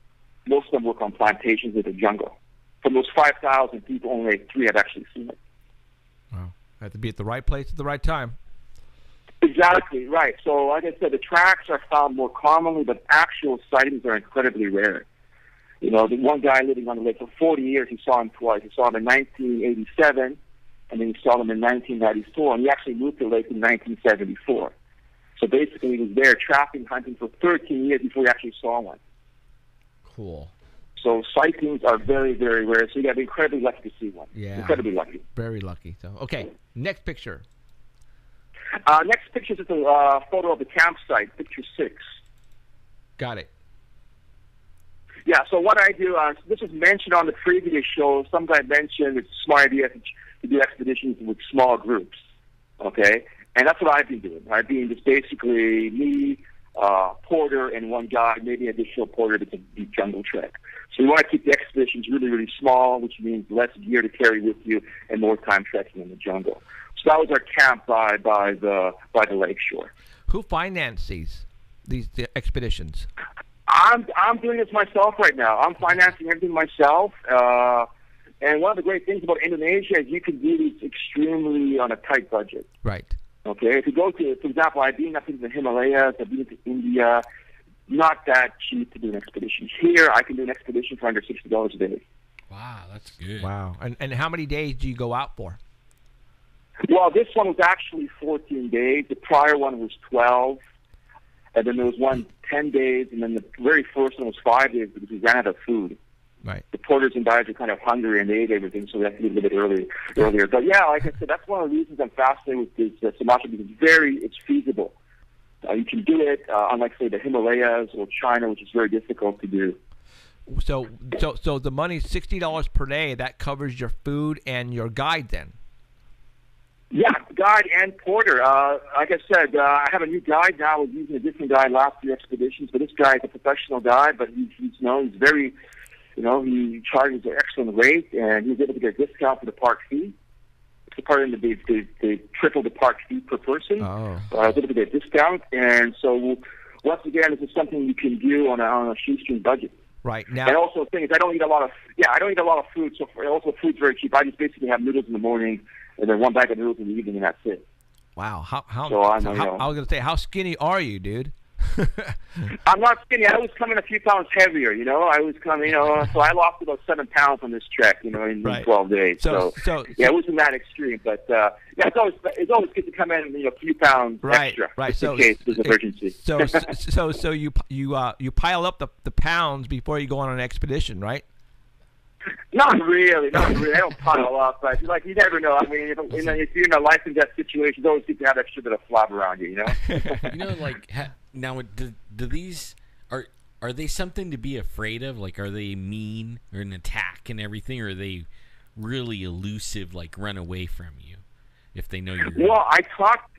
Almost all of the eyewitnesses said it's fled at a blinding speed. Wow. Okay, it ran away as quickly as possible. One guy said it looked at him, gave him a really angry stare, and then walked away. Mm-hmm. So the impression I get is incredibly, incredibly shy. If you do encounter it, it either runs away at breakneck speed, or it might just look at you for a few minutes and then slowly walks away. Kind of like the Bigfoot, huh? Yeah, kind of shy. I mean, I haven't heard of any instances where it was aggressive or attacking people. Just as one story where it kind of looked at him for a few minutes, gave him an ugly look, and then it kind of walked away into the forest. Yeah. So basically, it tends to just run away as fast as it can. And the very interesting thing is about the locomotion. It's bipedal, but at the same time, when it walks, it waddles a bit.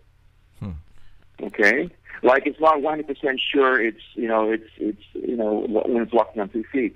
And interestingly enough, if there's branches or trees, it kind of grabs them as it's walking. Okay, so almost like a monkey swinging through the trees. Right. Grabbing branch to branch. This thing is walking. As it's walking, if it's available, it'll grab and support itself by holding on to the branches and leaves. Bigfoots do that too. That's a very common observation for, I think, all the guys that I interviewed. They all mentioned this fact that it was kind of holding on to stuff that was available as it walked away or ran away. Wow. Now, when most of these witnesses witness this, the creature, is it like near water, or is it just when they're? Well, most of the encounters have been by the lakeside. Right. Okay, so these guys are trapping in the jungle. They're coming back to their camp and they see it hanging around their campsite. Or the other variation is people are working on plantations that border the jungle, and they'll see it as they're working on the plantation, where at the end of the plantation, where you have the plantation and you have secondary forest, primary forest, you'll see it kind of hanging around that area, the periphery of the plantation. Okay. And nobody's actually, the thing is, for most people I've interviewed, only one person actually saw it in the deep jungle. Okay, only one individual. Everybody else has seen it kind of hanging around your campsites around the lake, or where plantations border the rainforest. Right. That's like 99% of the encounters have taken place. So basically, it's coming out looking for food, probably, in water, and that's when it's getting spotted. Right. Well, there's a lot of stories. I've interviewed quite a few individuals over my last four investigations, and there's a lot of stories. Lots say it likes to eat fish and frogs. Okay. Cool. Okay. That's one common theme from one region. They said it would actually raid fish traps and steal, like an otter would raid a fish trap. It would go in there, wade into the water or into the stream, river, and it would kind of destroy the fishermen's fish traps and grab the fish. Wow. Got to eat. Got to get the food someplace.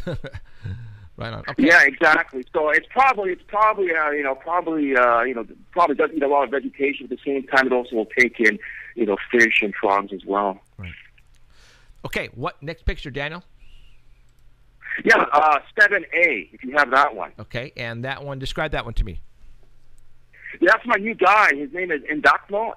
And he's a professional guy. He's got excellent English. And the great thing about this guy is he actually had his own encounter back in 1994. Cool. So unlike a lot of guys, this guy actually has a keen interest in finding this thing. I just had him. That is cool.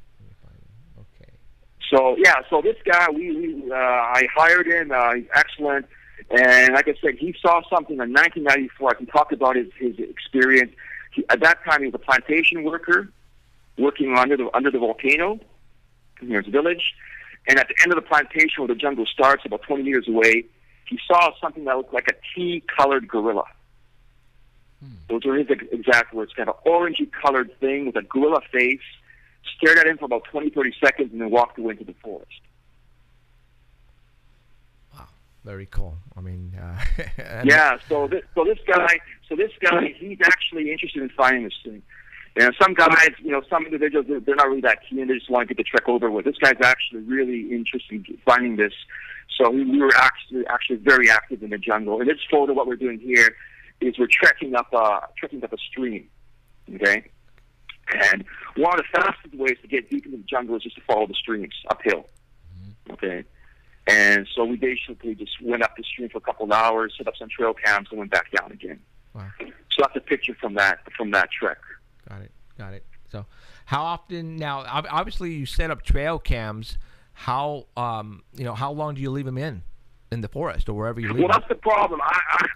There's a lot of NGOs working in Indonesia. They've got 20, 30 cameras. I'm limited to 2 right now. So what I usually do, I have one camera deeper in the jungle that I will check maybe every 3 or 4 days.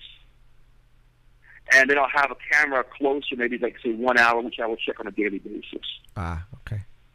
That's kind of strategy. But I'm planning on getting more cameras next year. That's the plan. Now, do you think that they might, like, know what a camera is? Like, over here, the Bigfoot, like, avoid cameras. And sometimes even, are they the same over there? Like, they see that and avoid it, so you kind of have to hide the camera, or... I try to hide it. Or I try to put it kind of to the side. For example, if something comes out of a game trail, we didn't see it coming out of the game trail. Right. Coming out of the game trail, now it'd be caught from the side or something like that. Right. But yeah, it seems that seems to be a big problem with the North American, the Bigfoot Sasquatch situation over there. A lot of people got game cameras out there, but nothing's being really captured. Nothing really that's convincing. Right. A lot of blob squatches, I think. Yep. Yeah. Blob squatches. Yep. What I'm doing is, I work for the phone company, and what I'm doing is I'm gaffing trees, and I'm putting them up 15 feet, 18 feet up, right, facing down. So that way, it's better chance that these Bigfoots aren't going to be able to see it and just keep walking, and then and that's what we're trying right now. So. Yeah, we haven't caught anything yet, but we're not giving up yet. That's a very good tactic. Put something higher up, around Bigfoot or taller, but around 9, 10 feet above the forest floor. Right. And have it focused down. So that's actually a very good strategy to be using. And I think I'll probably implement that as well later on. Cool. But yeah, right now, I mean, it's basically right place, right time. That's the way I'm looking at it right now. Yep, absolutely. So okay, next picture. Yeah. Next picture should be number 8. That's me checking a trail cam near the river's or the lake's edge. Got it. And we've made kind of a makeshift tripod there out of wood. Oh, okay. Okay, and because there was actually a big game trail coming out, and there was kind of a muddy area where apparently something was sleeping, possibly a tapir. So we figured this was a good place to set up a little wooden tripod with the game camera. Very cool. Awesome. All right, next picture. Yeah, next picture. This is one of the more interesting game trail pics I got. It has to have a tapir. Okay, Malaysian tapir. They're actually considered endangered. They're only found in Sumatra and some parts of Malaysia, mainland Malaysia. And these guys are actually pretty big. They can be 6 to 8 feet long, height anywhere from 3 to 4 feet, and they can weigh from 500 to 1,000 pounds. So what? No, go ahead. I'm sorry. Yeah, the thing is, this photo was just taken. This cam was only like 20 minutes from our campsite. Okay, we were looking for game trails, walk the tracks, so we set the camera up there. We didn't get any bait or anything, and this guy shows up in the morning for breakfast. I think it was like 3:46 or something in the morning. So what kind of an animal is this? Describe the animal. I mean, what is that? Well, it's kind of like almost like a giant. It's almost like a giant, like a pig or with a long snout, almost like a mini elephant, basically. Huh. Okay, these are quite rare. Like I said, they're quite big, up to 1,000 pounds. Some of the bigger individuals. They're herbivores. They just feed on grass, and usually they're solitary. They live by themselves, but when breeding season comes around, they'll come together. Wow. I've never seen an animal like that before. That's awesome. Yeah, they're like I said, they're quite rare. Now, interestingly enough, back in 2011, there was a dead one that was killed by a tiger just a few meters from the camp. And when the locals found it, they actually had to, because it was rotting, they had to actually burn the body. And so they are there, and they're like main food for the tigers. Wow. Very cool. Awesome. Okay, next one. Okay, next picture is number 10. Now, what happened is after about 5 or 6 days at, setting up cameras and doing some deep jungle treks, also setting up a second camp in the forest, I kind of was talking to my guide that maybe we should go somewhere where there's been more recent sightings, more recent tracks. And in 2013, we found some tracks in a remote farming community near the volcano. And apparently one of his colleagues found tracks in 2013 as well, or 2014. So what we did is we decided to shorten the stay at the lake. So the initial plan was to stay there for 14 days. But on day 10, we decided to pack things up and head over to this remote village, which is in a deep valley, and it's bordered by primary rainforest. So that's the trail to the village there in picture 10. Okay. That's probably it right there. Got it. Okay. Okay, so that's picture 10. Now, we can move on to picture 11. Okay. That's the volcano picture. Wow, volcano. Cool. Yeah, that's the famous Kerinci volcano, 12,400 feet high above sea level. Okay, it's one of the most famous volcanoes in Indonesia. Okay, so it's quite popular trekking route, but at the same time it can be dangerous because just before I came over, one hiker was lost and was never found. So you have to be careful when you trek these volcanoes. Wow. Okay. So in the foreground we have rice paddies, and then we have the jungle-clad hills. Okay, that's probably right. So picture 12 is just a picture of the village where we stayed at. That would be that one. Okay, so it's a small village, and it was actually, I think it was first settled in the late 60s or mid-60s, around 1965. So it's relatively new, and most of the people there work on the fields. So they have rice paddies, and then they have other crops on the lower part of the hills. And the higher part of the hills is Siaman gibbons, and the reason we came here is because there's been a series of reports of tracks and also sightings in this area the last couple of years. Very cool. All right, next picture. So, yeah, picture 13. This is one of the more remote hillside plantations that borders the jungle. Okay, so in the bottom you'll see plantation, then you'll have like some kind of mixed secondary forest, and then you'll have the primary rainforest. Okay, and this is kind of the place where you want to be setting up cameras. This is the kind of place where most people, most villagers will encounter something if they do encounter something. And that's because they're growing food. Yeah, exactly. I mean, if you've done jungle trekking, you know that most of the wildlife you will see is around the secondary mixed forests, so where the jungle kind of mixes in with the plantation area. Okay. Okay. I mean, I've done treks. So I've been 10 days in the jungle and seen very little wildlife. But once I'm leaving the jungle, entering these kind of mixed systems where you've got plantations with the forest, you'll see a lot of stuff running around. Ah, okay, makes sense. All right. Yeah. So, and like I said, most of the sightings, 99% of sightings have occurred in these type of areas.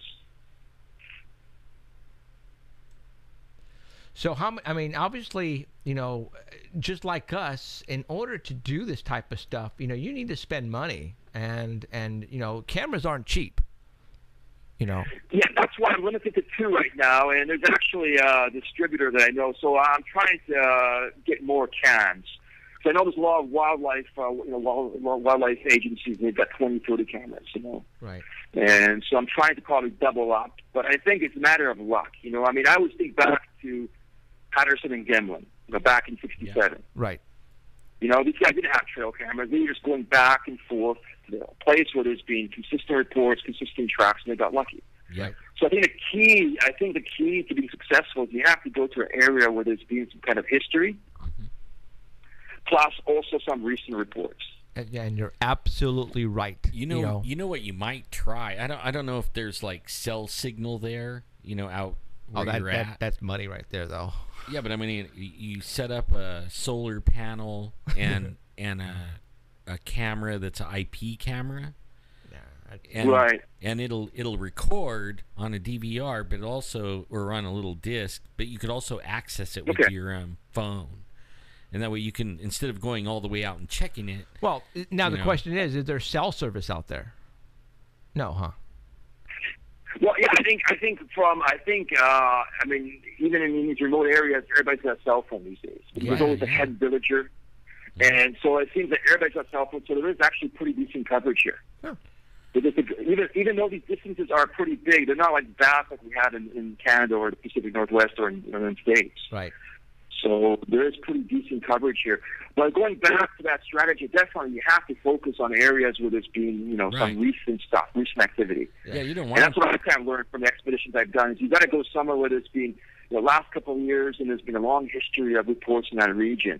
Yeah. No point going somewhere where there was like last report was like 1969 or something like that. Right. Exactly. You've got to go stuff where there's current stuff happening. Right. And you're absolutely right on that. That's exactly we do the same thing, If it was, 20 years ago, we don't even think about it. But if they called us and said 2 weeks ago, we're out there. We head out. Oh, right on. Okay. Yeah, exactly. And that's the great thing. Because when we were on our last day on that village, we met a villager who told us that his friend found tracks 2 weeks ago, about 2 hours further west. Okay.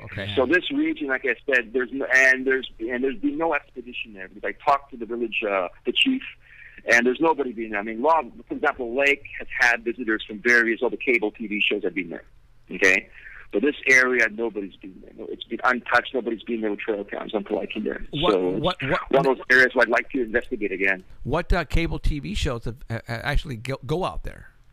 Well, I know Finding Bigfoot. Well, the lake is quite popular. I think Nat Geo was there. Okay, Nat Geo, I think one of the other shows on Animal Planet was there. I think some European shows have been there as well at the lake. So it's becoming more and more popular because the first international expedition to the lake was in 1992. Okay. Wow. Because I talked to the boatman, the guy who had the canoes, and he's been there for 40 years almost. So he's assisted on every single trek, every single expedition. So they kind of started around the early 90s. And then I guess a couple of years ago, there was a couple of, I think there's also a British expedition as well over there. Wow. So they're becoming more and more and more and more and more visitors into that lake here. That's why I decided to kind of last few days switch and go somewhere else. That's why I decided to go to this remote farming community in the jungle. Wow, that's very cool.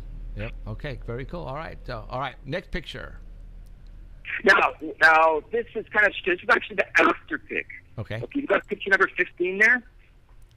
Okay, is that the camera, the Bushnell camera with the red circle and all that? Yeah, that's the Bushnell camera. Yeah, this is the pic. It says 835 at the bottom. Oh, not that. You have that one? Okay, number 15. Let me pull it up. Maybe he doesn't have them. He didn't get the 835. Right. Got it. Oh, okay. They didn't come up numbered like how? Yeah, like so I we're hope kind of trying to fumble around. And Okay. But now, yep, I got that one up. Go for it. So yeah, number 15. Now this is an after pic. Okay, this is very strange.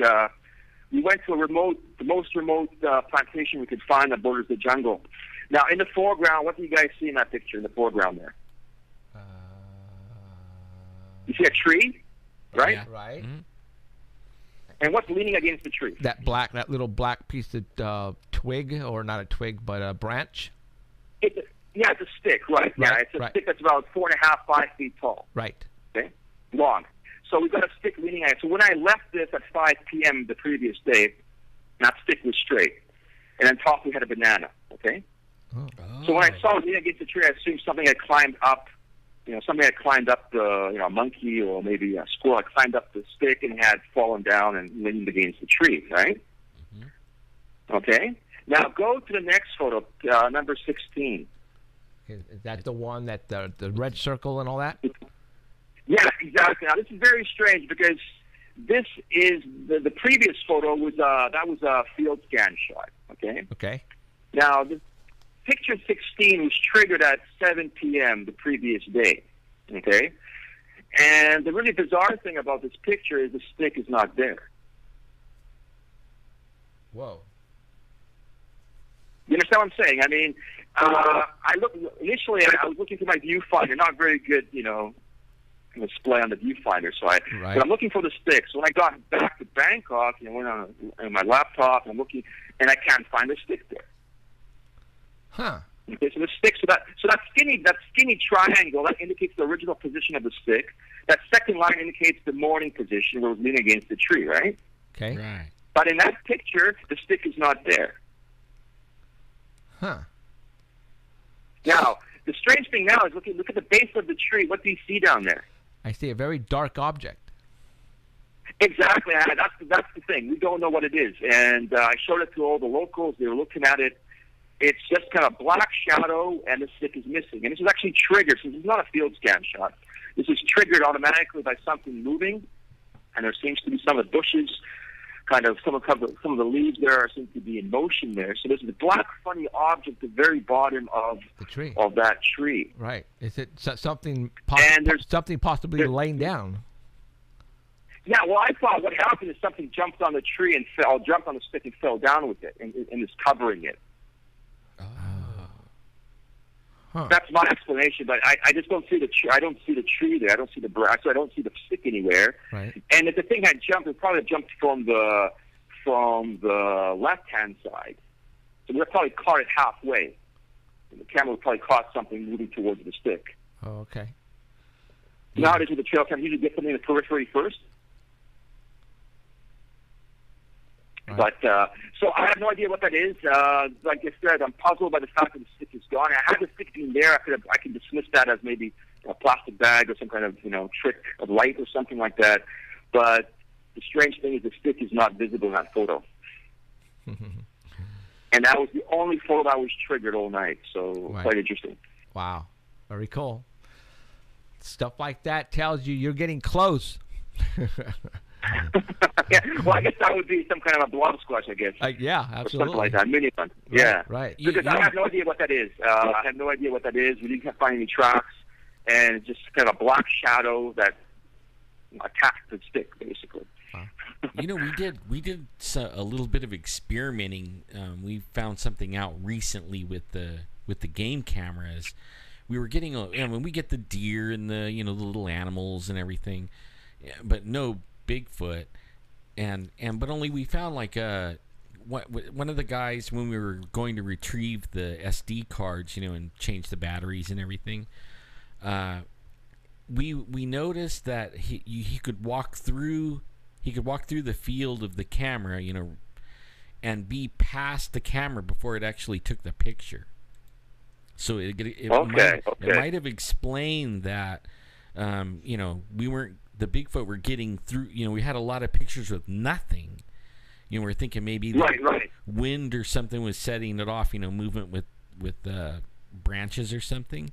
But it very well could have been, a Bigfoot or something moving through there so fast that it triggered the camera, but only it was out of the shot before the camera took the picture of it. And I think maybe something like that happened with that picture right there with the the movement happened and set the camera off, but he was almost out of the shot, you know what I mean? He was on the ground and probably heading out. Well, what I'm thinking that there's something on the ground there, but what really puzzles me is like, where's the stick? That's the strange thing about that picture. I mean, if the stick was there, I could just dismiss as well. It's maybe a plastic bag. We didn't have plastic bags there on the plantation. Right. It could have been some kind of trick of light. I can accept that, but the fact that really kind of puzzles me is, where did that stick go? Right. Where's the banana that was like stuck on the top of that stick? So basically, something happened there. Part of it actually was captured here. Maybe the tail end of the event was captured here, and there's something black on the floor there, basically on the ground. Right. No.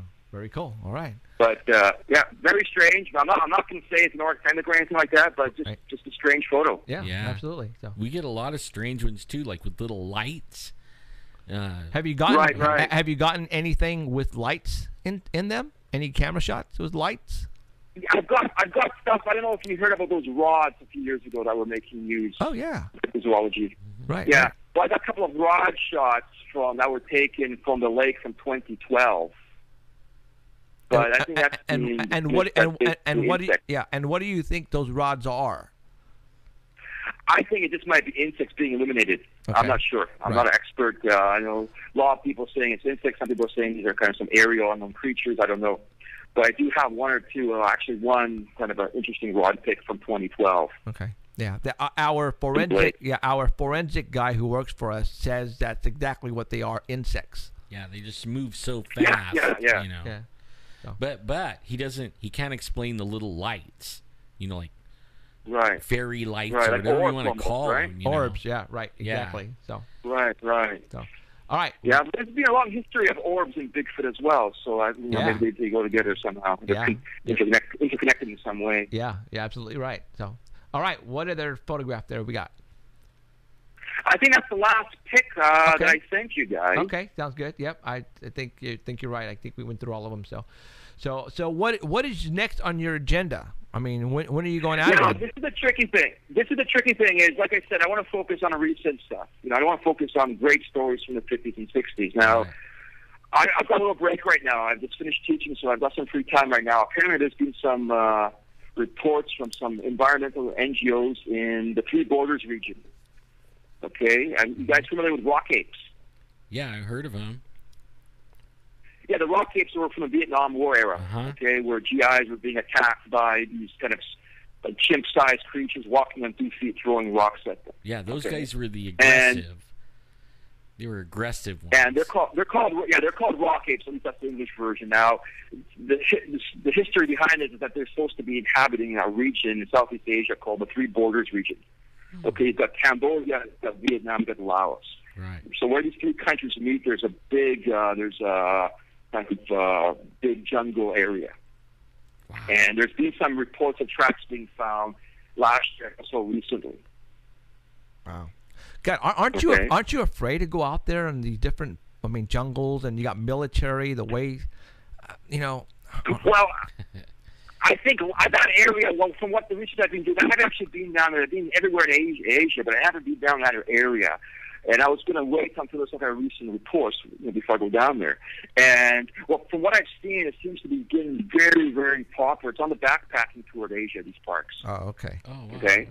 So from the research I've done, there seems to be quite a few, even foreign-run trekking companies there, quite a few NGOs, environmental groups setting up cameras.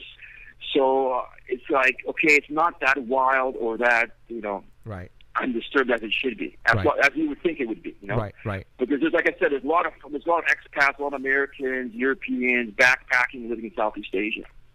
Now, and and this Three Borders area is quite famous for trekking. So I think it might not be as wild as you would imagine it to be. Now, when you go out, I saw your guide. They have the machetes. Is that about all you guys take with you guys? You're not armed in any way? No, there are tigers in the area. There are tigers there, but once again, from what I've heard, tigers, they're one of those things. They see you before you see them, and usually they move away. Okay, they're quite shy. And for example, in India, it's different. You have tigers that are injured or lame, and they actually hunt people because they're just too sick to be hunting, wildlife. Right. Okay, but that's not the case here. These tigers are healthy, and they hear you, and they just move away. Okay. So I've never had any problems with tigers.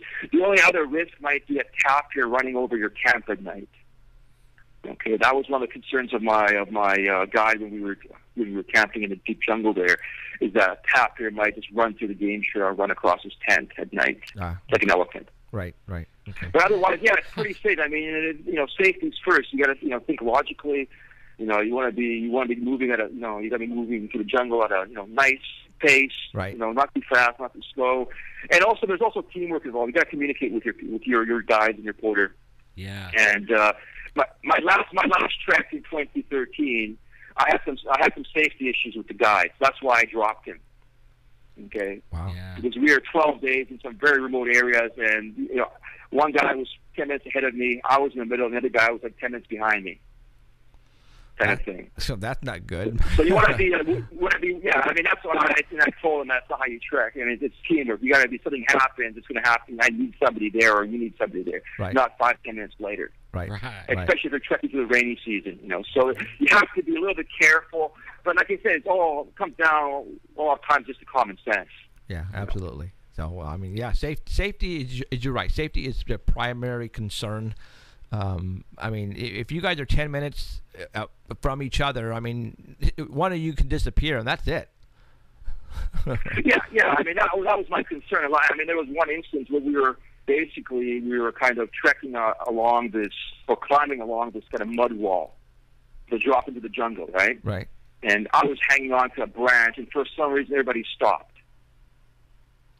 You know, so I'm clinging on this mud wall, and there's this deep jungle below us, and I'm hanging on to this branch, and I'm telling these guys, hey, let's move, come on, you know. And so stuff like that, you have to be really, really careful with, you know, really, really careful. That's why you want to spend a little bit more, and you want to get professional guides working with you and knowledgeable, and they know, you know, the various risks that might happen. Right. Oh, that's cool. So, all right, Daniel, I appreciate you coming on. You know what? I would like for you to keep us in the loop. You know, I know you put up a lot. I know you put up a lot of cameras.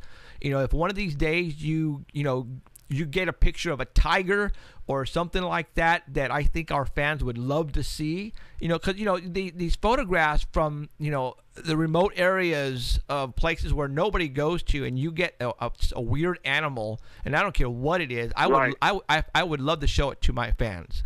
Yeah, and even just hear. Well, I mean, cryptozoology and zoology are very closely related, aren't they? Yes, absolutely. You have to kind of know, yeah. So I mean, my first love was zoology, and then I kind of moved on to cryptozoology. So definitely, if I do get some interesting pics, I'll send them to you. Yeah. And if you guys have any questions about any type of foreign, Asian Bigfoot-like creatures, just contact me, because I've basically investigated all of them. Well, not all of them, but most of them. I've been to northeastern India. Right. You know, I definitely want to talk. I know I've got questions here, but we just ran out of time. So what I'll do is we'll get a hold of you again, and we'll talk about one of the other expeditions, either in China or in India. Yeah, or even the Yeti. There's a lot of stuff about the Yeti these days. I don't know if you've been following the research for one of the geneticists back in London. So there's a lot of interesting stuff about the Yeti, and I've been to the Himalayas twice. I've done 2 Yeti investigations over there. Got some amazing photos as well, so I'm sure I can share that with your listeners awesome. as well. Absolutely, Daniel. That would be awesome. So, okay, I appreciate you, coming on. This is awesome. A lot of people were looking forward to this, and the pictures you showed tonight were really, really cool looking to look at. So. Give your website. Yeah, you got a blog, right? Right. And what your blog? The blog name is Zoological Enigmas of Asia. Okay. And it's so if you just Google Zoological Enigmas of Asia, you'll find the blog, and I don't have that many posts. I maybe like 15 posts or so. Okay. Maybe less, but I've got lots of different stuff there from China. Some very rare photos of the Chinese yeren, which nobody was able to photograph, and at least artist depiction of a yeren. So lots of stuff on the blog there. If you guys want, we can just check out the blog. If you have any questions, just get back to me. Absolutely, dude. When I put this show up, all on the archive on YouTube, I'll also put that link to it, so that everybody can go and check it out after they listen to the show. Right on. So, all right, Daniel, thank you very much, sir. And again, keep us in the loop. Okay, thanks for having me, guys. Good luck. Anything exciting comes up, you make sure you get a hold of Danny. All right. All right, I will do. All right, okay. Thanks a lot for having me. Thank you, Daniel. Bye. All right, you take care. Bye. Okay, bye-bye. Yeah, I mean, there was so much that we can continue talking, but we're already at the top of the hour, so we got to get the Heidi. It's cool stuff. Man, like I said, there's 4 other expeditions that I actually written down that Danny told me about, and I'm going, the China, the India, obviously the Malaysia, what we talked about, but there's still the Yeti and that Yeren. and in Australia, the Yowie in Australia. So he's done all that, guys. So it's like, crap, man, So we'll get. Means we have him on. Yeah, we'll a have few more times. Exactly. So we'll get him on next month, and then we'll come back on and continue more. So. All right, so now what we're going to do is, if you want, you can, you want to get up and... I do have to get up for a minute. Yeah, go ahead and get up for a minute. Yeah. What we'll do is we'll get a hold of, I'll talk a little bit about some stuff. You go ahead and do your walk, and then we'll come back, and then we'll get a hold of Heidi. So I know Heidi is waiting for us in Chicago, and we will call Heidi as soon as Alan gets back. She's actually in chat right now. Oh, is she? Okay. So Heidi, stay tuned there. I'm going to go ahead and talk about what's occurring right now on TV really quick, and it's the Illuminati Awards. The Illuminati Awards. That's what I call them. It's the Oscars are on at exactly the same time Paranormal Central is. How rude! All right. Now, why do I call it the Illuminati Awards, guys? Let me tell you something. I was on the sofa, on the couch, watching the red carpet. And I again, you guys, I like to keep myself informed, and I like to watch, all this. If I have the time, the ability to, I like to watch all this stuff because I listen to what the actors, the movie stars say. I watch what they wear, and not what I mean by the red carpet, but what they wear off, screen when they're going to the supermarket. You can tell by what they're wearing what the actors are all about. And what I mean by that is I have seen certain actors, rock stars, movie stars, wear T-shirts that have a freaking pyramid on the front with the all-seeing eye. I mean, it is so blatantly in your freaking face. It's like, it is so obvious. Why would you wear something like that? Maybe, I can see a teenager, somebody in high school trying to just, fulfill, I don't want to say a dream, but fulfill something that's missing, that they want to be part of something, because, all of these major rock stars, and I'm going to give the one prime example, is Jay-Z and Beyonce, all right? They're always doing, now am I on camera? Yeah. They're always doing the triangle symbol when they're up on stage or at a red carpet. They'll do this. And people think it's nothing. That's just their gang sign. No, it's a pyramid, all right, of all-seeing eye. And I've always told you guys that I feel the music business and Hollywood are run by the elites, and it's not coincidence that a lot of these actors and rock stars become multi-gazillionaires. But when you watch them in their movies or their lyrics, it's only obvious that they're talking about their the NWO, the elite, the Illuminati. And the Oscars right now, when I was sitting down before the show today, I was watching the red carpet, and you know what? I know that this is the Oscars are in downtown LA. Hold on. Is it I don't want to say, is it the Kodak Theater? Is it right? Or the Universal Amphitheater? Hold on. Let me find out. Hold on. Let me just Google. Where is the Oscars being held at right now? Hold on.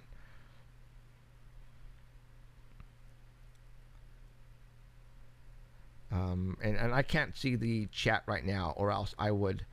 Hollywood, Dolby Theater, blah, blah, blah, Oscars, Academy, Dolby Theater?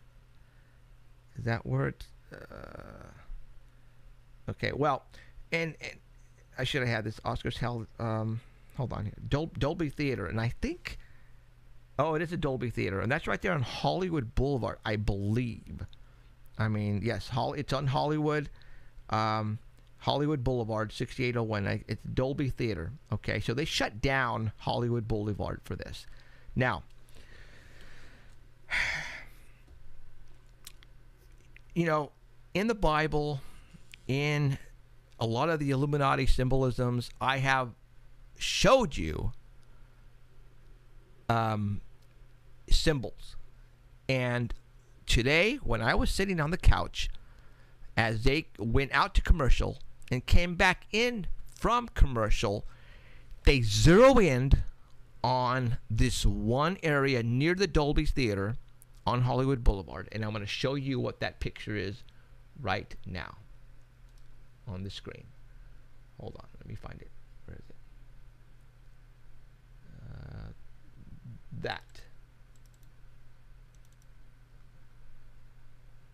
Boom. Okay.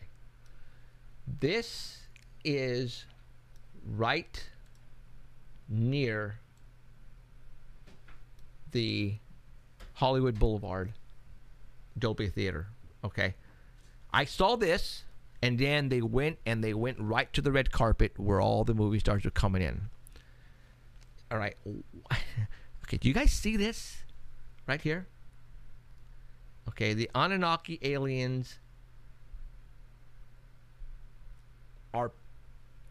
I don't know how long this has been here. Matter of fact, I'm going to do some research just to see how long these have been here. But they zeroed in on this particular structure, and then it moved to the left. The Dolby Theater, I believe, is to the left of this. And that's where the Oscars are being held at. Like they were basically telling you, look. Okay, look. Symbolisms right here from the elite, the Illuminati, Anunnaki, Planet X, Nibiru. That's what all this is about. All right? And it's like they're giving us hints. All right? I've showed you this before, but I would have never thought that they would actually show it on the Oscars. And if you guys are recording the red carpet, how many of you just remember seeing this not more than a couple of hours ago on freaking TV? All right, now let me show you another picture. All right, the Oscars, the trophy itself, the man. All right, they use this. The symbolism is there, going back to Egypt, going back to the all-seeing eye, Isis. All right, the pyramids, Egyptian. All that is,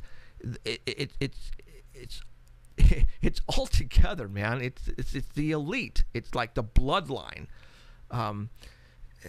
If you want to become famous as a movie star, as a rock star, just say the word and sell yourself to the elite, and we'll give you that power. We'll make you famous.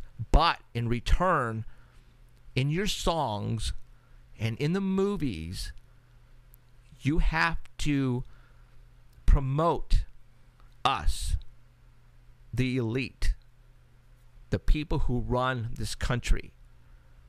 People think it's the evil, it's Satan, it's it's all there. I mean, if you look at the symbolisms, it's all there. I'm gonna, Katy Perry, Madonna, Jay-Z, Beyonce, Michael Jackson, Whitney Houston, all those people who are so famous, so mega rock stars. Lady Gaga, for example. You see their music videos. You see them at the Grammys. You see them, when they're performing songs. And I've brought this up, and I'm going to bring it up again at the Grammys. Where Madonna, it's a Super Bowl halftime. They're throwing in those little signals, those little tiny signals for those who are aware of what to look for, because you watch a show like mine, or you watch another show, and they talk about what we talk about here, about the signals, the symbols. You're going to catch them. You're going to go, holy mackerel, did you just see that pyramid with the all-seeing eye on it? Or did you see Julia Roberts walking down the street, and her shirt has Isis on it, Egyptian, and has a pyramid with the all-seeing eye on there? There's actually a picture of that on the internet where she is wearing a shirt, and I think I've showed it on here before. They're not. It's like they're not hiding it. It's like they're instructed to put this out there, to say, hey, we are in charge of you guys out there. In wherever you are, we are the ones who are putting the music. We are putting some liminal messages. I would like to, I'm pretty sure in a lot of these movies and music and music videos, there are subliminal messages, and they're all over the place. And a lot of the TV commercials, and they're brainwashing all of us, guys. They are. I mean, there's no doubt about it. They are. Another picture I want to show you. And I've talked about this particular subject before, and this was like 3 years ago. And obviously, there's a lot of you guys who are new, who don't know what all this is about. But I think it's on the 5 freeway in Los Angeles. There is a large mall, and it used to be a tire store. It used to be Sam's tire, not tire store. I'm sorry, a manufacturing company where they make Sam tires, and it was built to represent an Assyrian palace as of back in Iraq times. All right, why would they do that here in Los Angeles? And these are right there. My wife and I used to talk about this. Is like, I would drive down the 5 freeway, and I would see this very large structure that looked like, what the heck is this thing doing here in Los Angeles? It should be in Iraq. This is the type of building this thing represents. And what happened is, and it's also connected to the Masons and that type of I believe the owner was a Mason and had this building built to for manufacturing Sam's tires, like Sam and Goliath tires for vehicles. And then all of a sudden they make it to represent the Assyrian palace as in it's in Iraq. It's like, what? And then they freaking make one and they put it on freaking Hollywood Boulevard near where the Oscars at. And I'm going to show that to you again. There it is. That is right there. How many of you have gone down Hollywood Boulevard as a freaking tourist and probably walked right under this, and you never even paid attention to what you're looking at? And there it is. So, why do they push these particular symbols constantly on us? Is it maybe that what we talk about on this show is for real? Anunnaki. I mean, how many of you have heard of the Anunnaki in Nibiru and ancestors? They're the ones who actually put us on here on Earth, and they come around every, 3,500 years, 3,600 years, and supposedly they're on their way back. That planet X, Nibiru, they use it. They use that planet X and Nibiru constantly on TV shows, and I've talked about The Fifth Element. I've talked about Star Trek, Into the Darkness. How did this start off with the Enterprise trying to save, and it has right there at the bottom left-hand corner, Planet X Nibiru. The volcano is about to erupt and totally destroy that planet, but the Enterprise save the planet by destroying the volcano or freezing it up so the lava doesn't completely blow up and stuff. Well, again, are they feeding us little hints? So when the time comes, if this is all for real, that you guys don't totally freak out. All right? Are they conditioning us? I believe they are. I mean, come on. Look at this. Why would, or who would, built this right near the Oscars? It's just like, it's out of place, guys. I mean, come on. That is totally out of place. That shouldn't even be there. Did they film a movie with this? No. That's, somebody spent a lot of money to put this. Why would they put this there near the Oscars? It just, guys, open your eyes. These signs are everywhere. It's just, you guys just have to open up your eyes and And you know, I've told you guys, I am a very religious person. All right, I believe in God. I believe that we were placed here by something other than, you know, us crawling out of the freaking rivers and the oceans. And I believe there is a higher power. But what is that higher power? You know, and you know, we actually we talk about religion here as well. All right, you know, it kind of upsets me that my family, my cousins and relatives, you know, they think that because I'm into the paranormal, is they think that I am going over to the dark side and I'm losing my religion, as REM would say. All right, and I'm not. You can't say this supernatural paranormal stuff is not happening because we're freaking showing you this crap. You know, okay.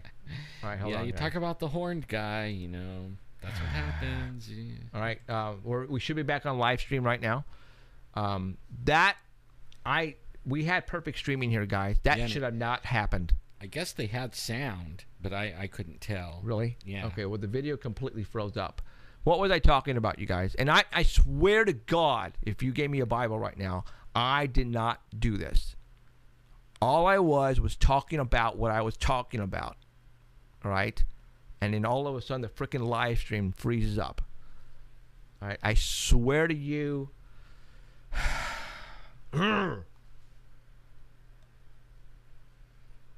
Okay. All right, let's get Heidi. That just pisses me off. Here we come with Heidi. Are you ready, Heidi? I'm ticked off right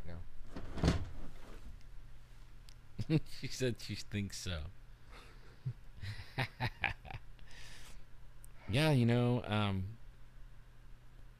it really does seem like when we talk about that thing that we have the more problems than we ever had. Good evening. Hi, Heidi. Hey guys, how's it going? Wow. Well, it was going stopped great. for a second. How freaky is that? I mean, I crept away for a minute to get some chocolate, and I come back, and boom, you guys have exploded off the air. Yeah. What the heck? People said that they could hear us, but the screen was completely gone. And again, that never mind. It happens only when I talk about the elite. It does. Don't say the E word. Okay. Yeah, it's the horn guy. God, that just pisses me off because now it's part 1 and part 2, and people don't like part 1 and part 2 type of deal, but unfortunately this one's going to be a part 1, part 2. There's nothing I can do about it, guys. It's the Illuminats. You know, that's what happened. Good. God. Yeah, and I missed the big announcement. I had to catch it in the chat room. I had to work today, believe it or not, so I was out and about. So, okay. Holy smokes, that's great news. Yes, it is. 26 episodes that the Fox Network has just ordered from us for for most of California and probably LA as well.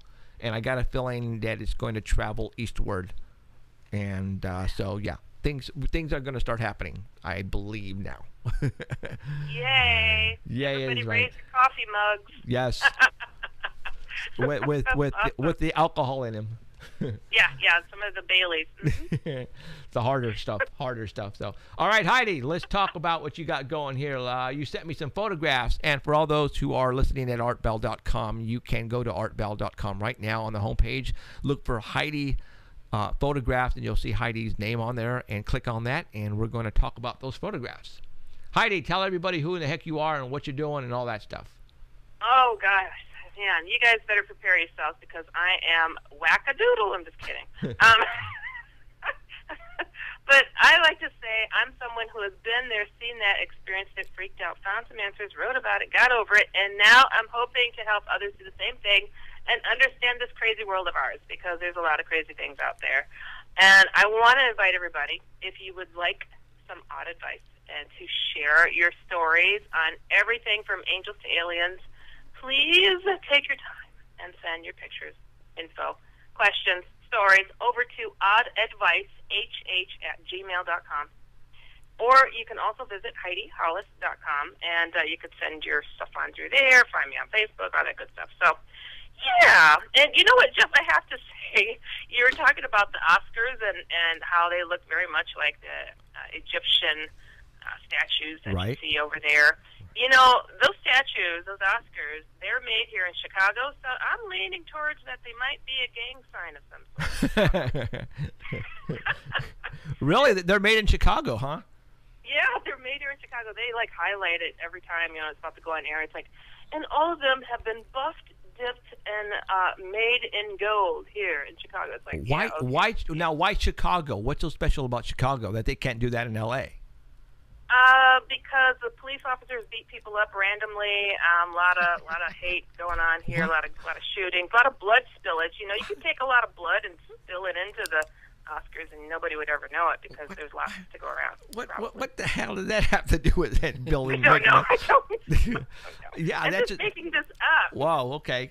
Well, that is just very weird that they're making them in Chicago. Well, you would never eat red snow. Yeah, I know. I don't know. I thought that was weird too, and I always wondered, you know, why this guy shaped like that, and does have that ring of familiarity, like what, you know, you've seen this someplace, you know. So when you showed the Egyptian statuettes and whatnot, I'm like, oh, that's it. That's where I've seen those. Yeah, it's weird. It's kind of weird. Wow. Okay. Yeah. Very cool. All right.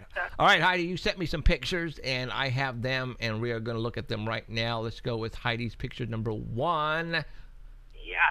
Let's go with number 1. And I want to invite people, okay, because I mean, I have an interest in a lot of crazy stuff. And, I mean, lake monsters are near and dear to me. No, they're not. I'm just making that up, too.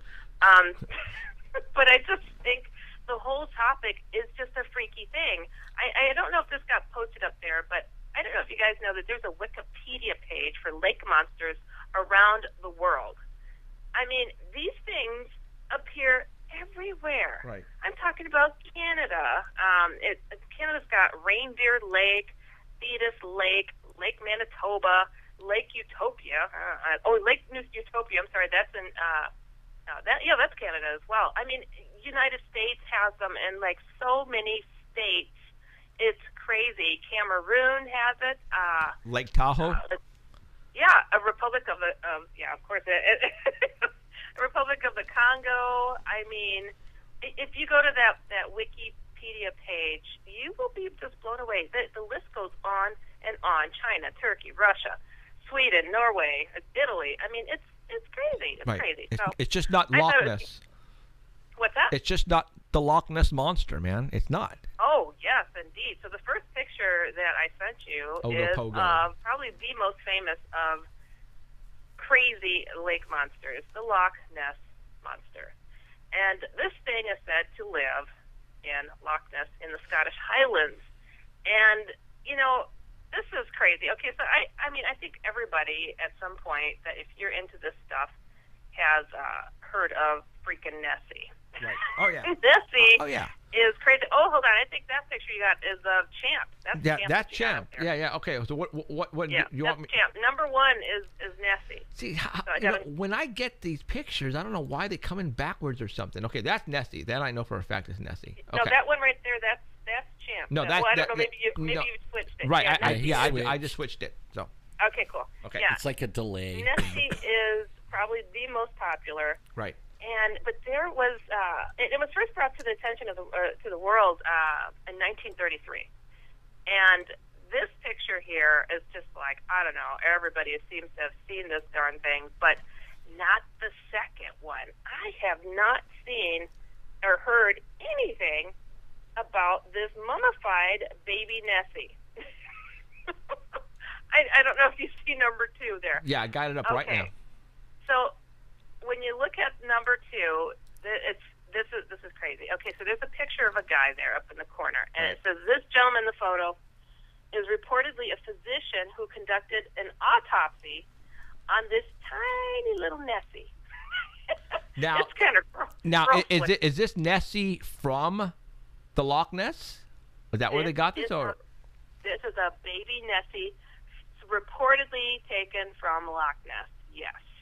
I mean, it's kind of gross. It looks like that thing from the movie Aliens that bursts from your chest and starts, tearing around. That's exactly what it looks like. Yeah, it's gross. I'm like, ooh, that's... I mean, where's Sigourney Weaver when you need her? That thing is nasty looking. So anyway, so this physician conducted an autopsy on this little beast, the guy that you see in the picture, and it says with this card accompanying this exhibit, this Dr. Alexander Moore, in 1912, he led an expedition to prove the existence of Nessie. His team searched the loch for more than 3 weeks and returned with this infant specimen. The creature was already dead when it was discovered, but the doctor was able to preserve the heart, one lung, and a segment of intestine. I think that's just the intestine there. Right. A nasty bit of intestine with teeth. No, I'm just kidding. You can see that little vial or something. And supposedly, this thing traveled with Doc Wetzel's Traveling Curiosity Show of Old Gettysburg Village. I was like, wow, it's like you think you've heard it all when it comes to some of these monsters. And where is this located right now? I don't know exactly where this exhibit is right now. I wonder if it's still with like this old collection of Doc Wetzel's Traveling Curiosity Show or something. That's cool. I have no idea. That's cool. That's just pretty wild. I'm like, wow. Nessie had a baby and it's stolen. Very cool. I thought that was crazy. I'm like, wow, okay, all right. So now the next one is probably the next most famous is Champ of Lake Champlain. Wow, they call him Champy too. I don't get it. Right. But on artbell.com, you'll be able to go to this link of this video.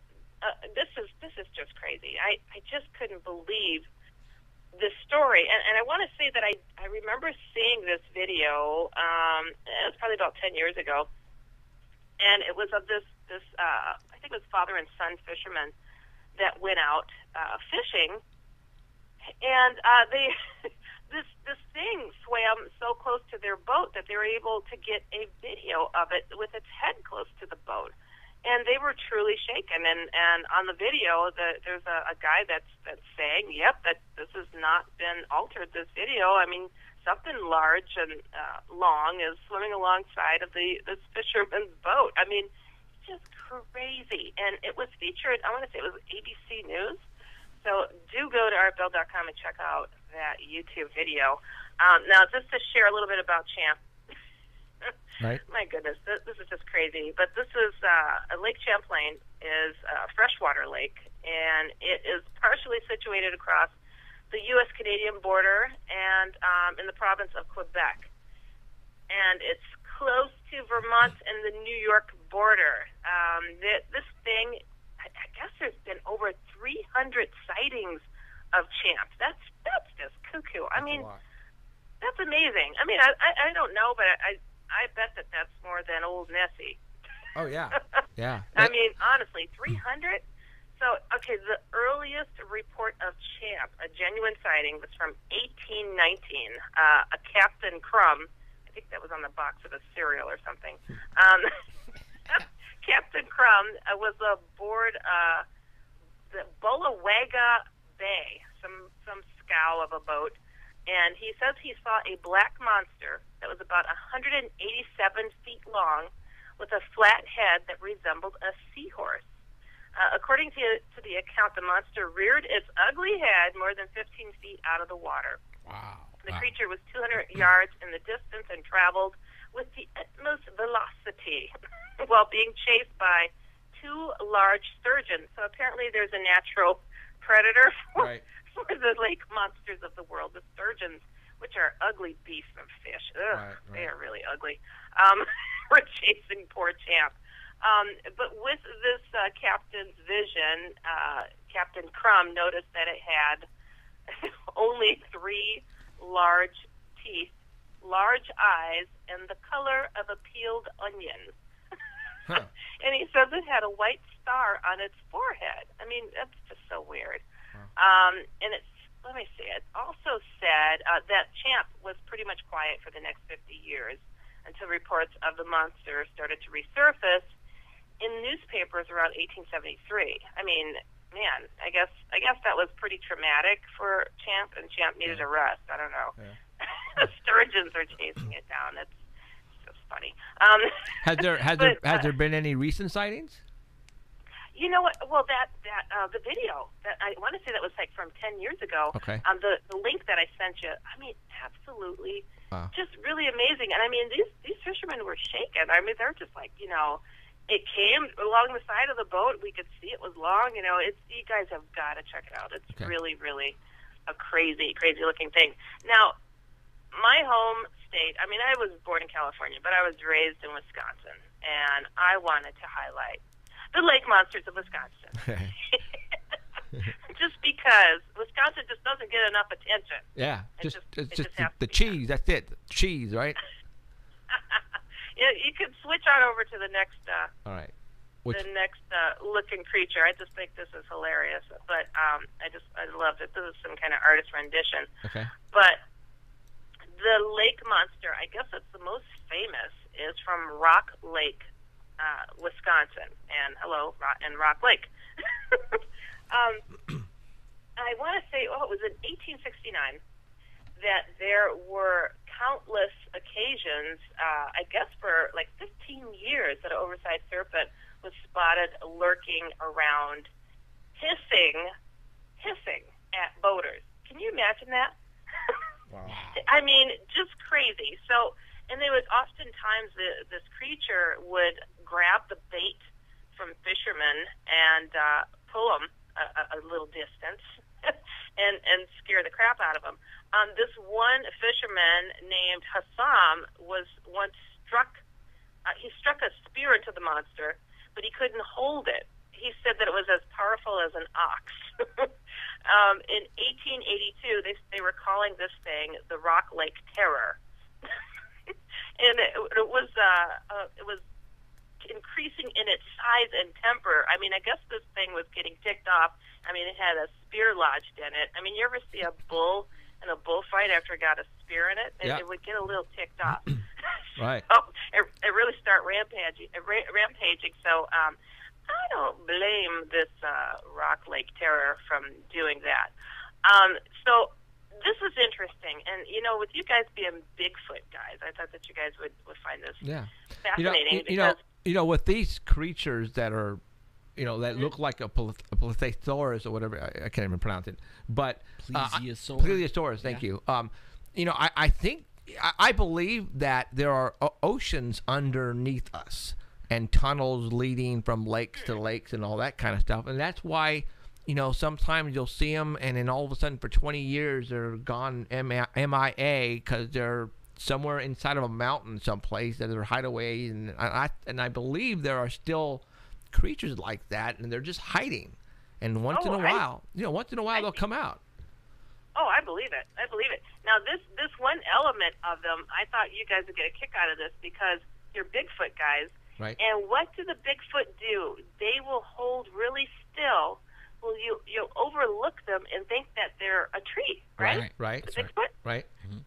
Guess what? That is a common thing that these lake monsters do. People think it's a log because it'll sit there lifeless, and then all of a sudden it'll raise its snake-like head out of the water. I'm like, wow, it was a common thread that I was finding in all these stories. It's like, thought it was a log, overlooked it, the thing stood up. I mean, wow. Huh. So they found a way to adapt. Right. I was sitting on a dam, on top of a dam of a large lake close to here, and I thought I was looking at logs in the water, and all of us, and I mean pretty big logs, and all of a sudden one of them swam and spooked all the rest of the logs, and they all went down, and they were actually, I found out later, giant carp. Like 10 footers, big, huge, giant ones. Isn't that something? Yeah. My goodness. I heard the catfish was even bigger. I would have triple dog dared you to try to cross those logs. Right. Oh man. Sounds like a new video game coming out. Right. Yeah. Frogger, right? Frogger. Oh my gosh. Frogger. I haven't said that name in many years. Oh my gosh, yeah.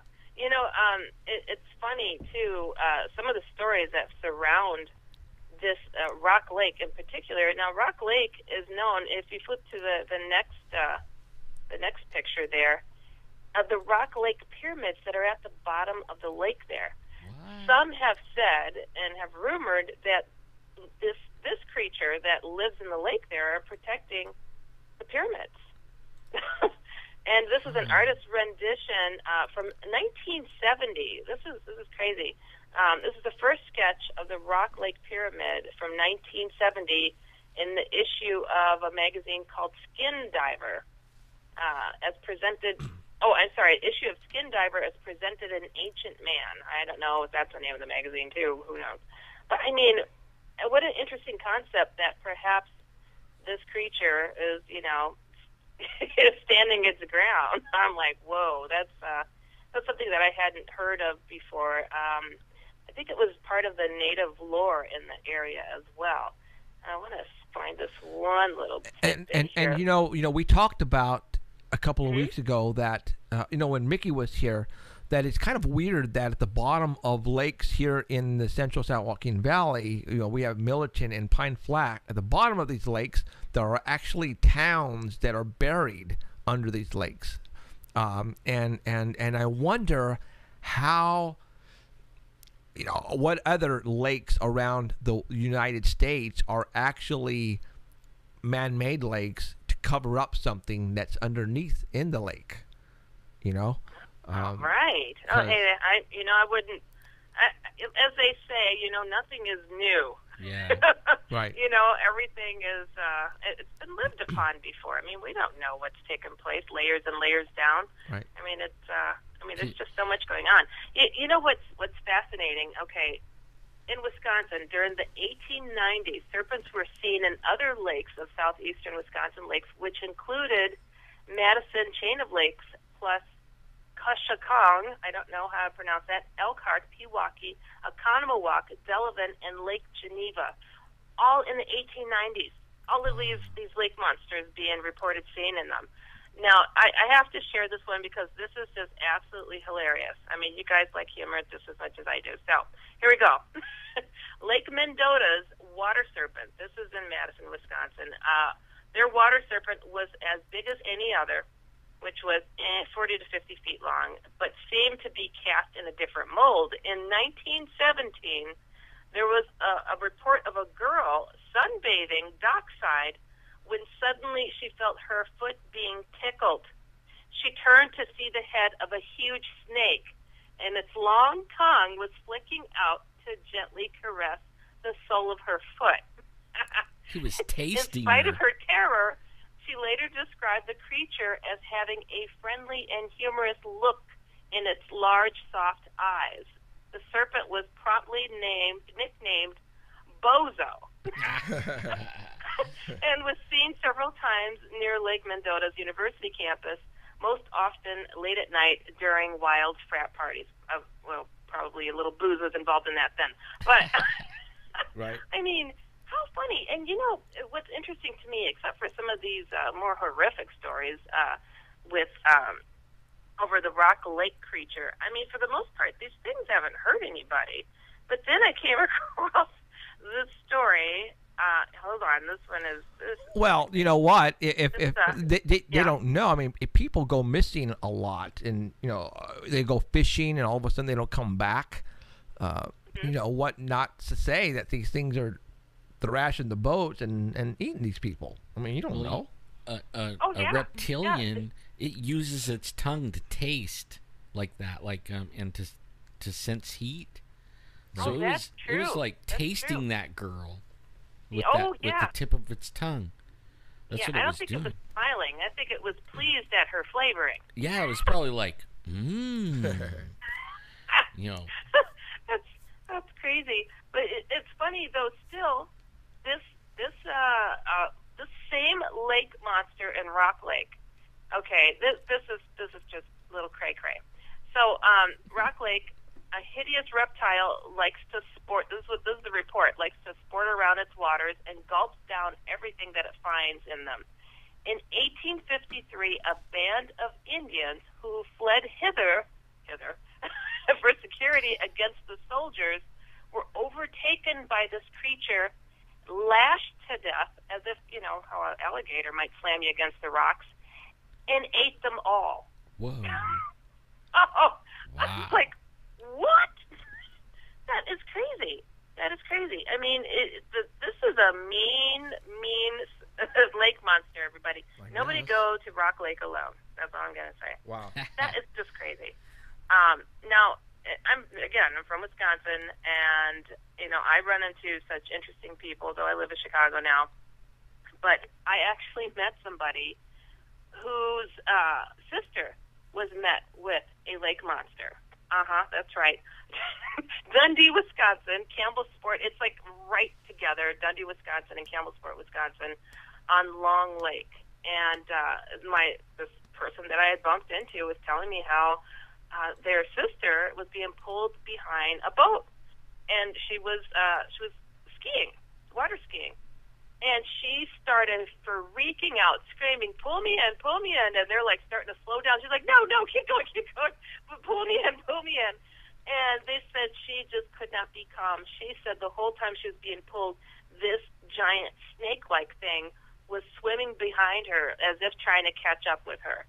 I mean, my goodness, she should have counted her lucky stars for her good balance in such a moment. That's all I could say. Wow. I mean, whoa, that's crazy. That is just crazy. I don't know what I would do if I saw something like that swimming behind me. That's all I'm going to say. Yep. I'd start reeling myself in, you know. Right. You start like pulling on the rope, pulling myself to the boat. Wow. I would have hoped that I could have sprouted some wings or something. Gosh, I mean, that's horrible. But so those are my reports for lake monsters. Cool. Because I just thought that was the craziest thing. I mean, some of the stuff that I came across, I'm like, whoa, I haven't heard about that, you know. Yeah. But and I've got a quick email if you guys are ready. Yes. You got time? Yeah, go for it. Okay, all right. I'll do this one. Okay. It says, Dear Heidi, here's a weird story. Well, that's what we're about here. But it's completely true. I was taking my girlfriend, now wife, on our first date away from our hometown of Maple Ridge, Vancouver, British Columbia, about 25 miles east. We parked on a main van street called Robson. I don't know what. Oh, I think they mean Main Vein Street. Robson is a high-end shopping area. We were walking on the south side, heading west, going to English Bay. As we walked along there, this tiny, maybe 2-foot-tall female just walked past us. She was tiny but fully proportionate to the human anatomy. She had on a hide-type coat, partially opened, with some necklace-type things made out of wood and resembling crosses in circles, and some more we couldn't get. She had on these pointed shoes that you see on jesters and such, which were bizarre. Her pants were striped white and I think blue. Like I said, she was right out of Lord of the Rings. She had dirty blonde, long, messy hair past her shoulders. As we passed her, we both looked at each other as if to see if we saw the same thing. Right at that moment, she turned around and stared at us. An awful stare. For some reason, this sounds familiar to me. Sometimes people resend me emails. I hope this isn't one of them, but let's see here. We turned away from her, walked a few paces forward, then ran across the street. We started to talk to each other about what we witnessed when this tiny creature walked past us again with an evil, staring grin. Oh, my goodness. Okay, that just gave me chills. Not only did we see her having scrubby hair, but also with a wart on her large pointed nose. Whoa. We then walked a little faster to get away from it, ending up on English Bay. There was no way she could have crossed the street and got ahead of us as to pass us once again. Truly something out of this world. We are now married, 25 years have passed, but we still try to figure out what it was. That's the story. On a lighter note, while we went skinny dipping in the Meager Creek hot springs, not only did we see a Sasquatch, but also a large black cat in the middle of nowhere. The Sasquatch was motionless as if to try to make us think it was a tree trunk or something. But we sensed it and ran to our truck. As we traveled down the logging road, a large black cat ran across the road. Please don't use my name, as it's too crazy for anyone to believe this all can be true. Sincerely yours, Steve. Wow. Wow. I mean, we're talking, that sounds like a gnome or that, Right? I don't want to say fairy. Jester. Yeah, gnome or a troll. Oh. Wow. And you know what? We get reports of those type of small little creatures, man. And guys, you guys think we're making this up. Well, we're not. I mean, we had an episode on the evil gnome out of Porterville, California. Monsters and Mysteries did an episode on that. And even the Native Americans talk about these small little creatures. I mean, guys, the ones up at the Thule, right, where they did the evil gnome right thing. They were verifying that evil gnome thing of that show. Right. They were verifying it, saying there's stuff in the river too. Water babies, right? Yeah, water yeah, babies, and even Kathy Strain talks about that in her book. Guys. Weird stuff. And that's what we're all about here. Weird, like Heidi said. It truly is. I mean, that was pretty bizarre. For some reason, it sounded familiar to me. I think I've had a handful of such reports sent to me as of late, the past several months. It's always such a, you think that you know this world. You really do. And then you get these, like, whoa, way out there, like, stories that are like, there just has to be a lot of validity to it, because it's too far out there for people to make this up. This is 25 years ago. Right. They don't want to be, pointed out to say who they are, who experienced this. But, how funny is it that we just got done talking about how these Bigfoot like to look like a tree. And here, these poor people are just running into giant cats and Bigfoot trying to hold still to look like a tree. It's hilarious. I got one for you, Heidi. You know how, like, lately the shadows people thing has been really hot on Facebook. Everybody sharing their stories and everything. And I've been keeping track of it. But my mom went to Morro Bay for a week, and she came back yesterday. And she was saying that one of my little nephews woke up and something scared the you-know-what right out of him. And now his grandpa would have been 6'6". Okay. But he died a long time ago in the 70s. Okay. But he saw something that was around the size of 6'6" in the house, and it was a shadow wearing a long coat. Oh, okay. gosh. No hat though, right? And he doesn't always wear a hat. Right, Wow. that's right. Now my aunt, she's into, the stuff. She said it was her spirit guide. Don't worry, it won't hurt you. Oh boy. And but his mother said, "Oh, that might be your grandpa." Right. And my mom, she was like, "I'm going home." Really? Yeah, it's not good, I'm going home, so she wanted to go home. Wow. But that was just only this yesterday morning. Mm-hmm. Wow. Yeah, in Morro Bay. Wow. Gosh, isn't that crazy? Yeah. It just seems like something is changing. I mean, and Yeah. it's like accelerating so quickly. It's absolutely disturbing. And I hope to God that people like you, me, and others that are doing this stuff, we can open up a few eyes out there to, be prepared for what may happen. Right. Right. Because it's just important. I mean, we have a lot of fun doing this stuff, but it's serious business. You know? It is. It is, and I'm going to talk to everybody about a call that I just got, an hour before the show. But all right, Heidi, we got to let you go because we got 13 minutes left, and we went. All right, sounds good. Man. You guys have an awesome evening. Yes. Fun Bye, as Heidi. always. And we Love will ya. talk to you next Sunday. Okay. Cool. Thank All you, right. thank Good you, night. Heidi. Okay, see ya. Okay, Bye. bye. Okay. Yeah, I mean, there's still a couple more things that I want to talk about. Really quick, I got a call an hour literally before we went on the air, and somebody, it was from La Alhambra or Alhambra in Southern California, and the guy, the husband called and he says, "Hey, you know, I don't usually do this. I called this. No, I went on the internet and I typed out blah blah blah. Your phone number came up, so I called you. And basically, for the past 2 years, he's been married now, going on 2 years, and they've been getting they're having a lot of bad stuff happen to him in the house, right?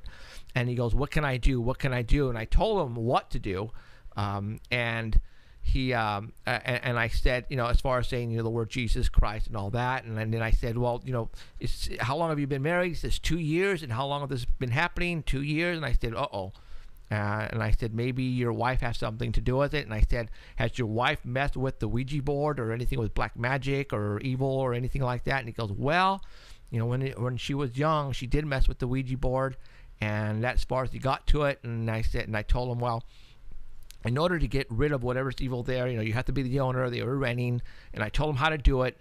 Hung up the phone.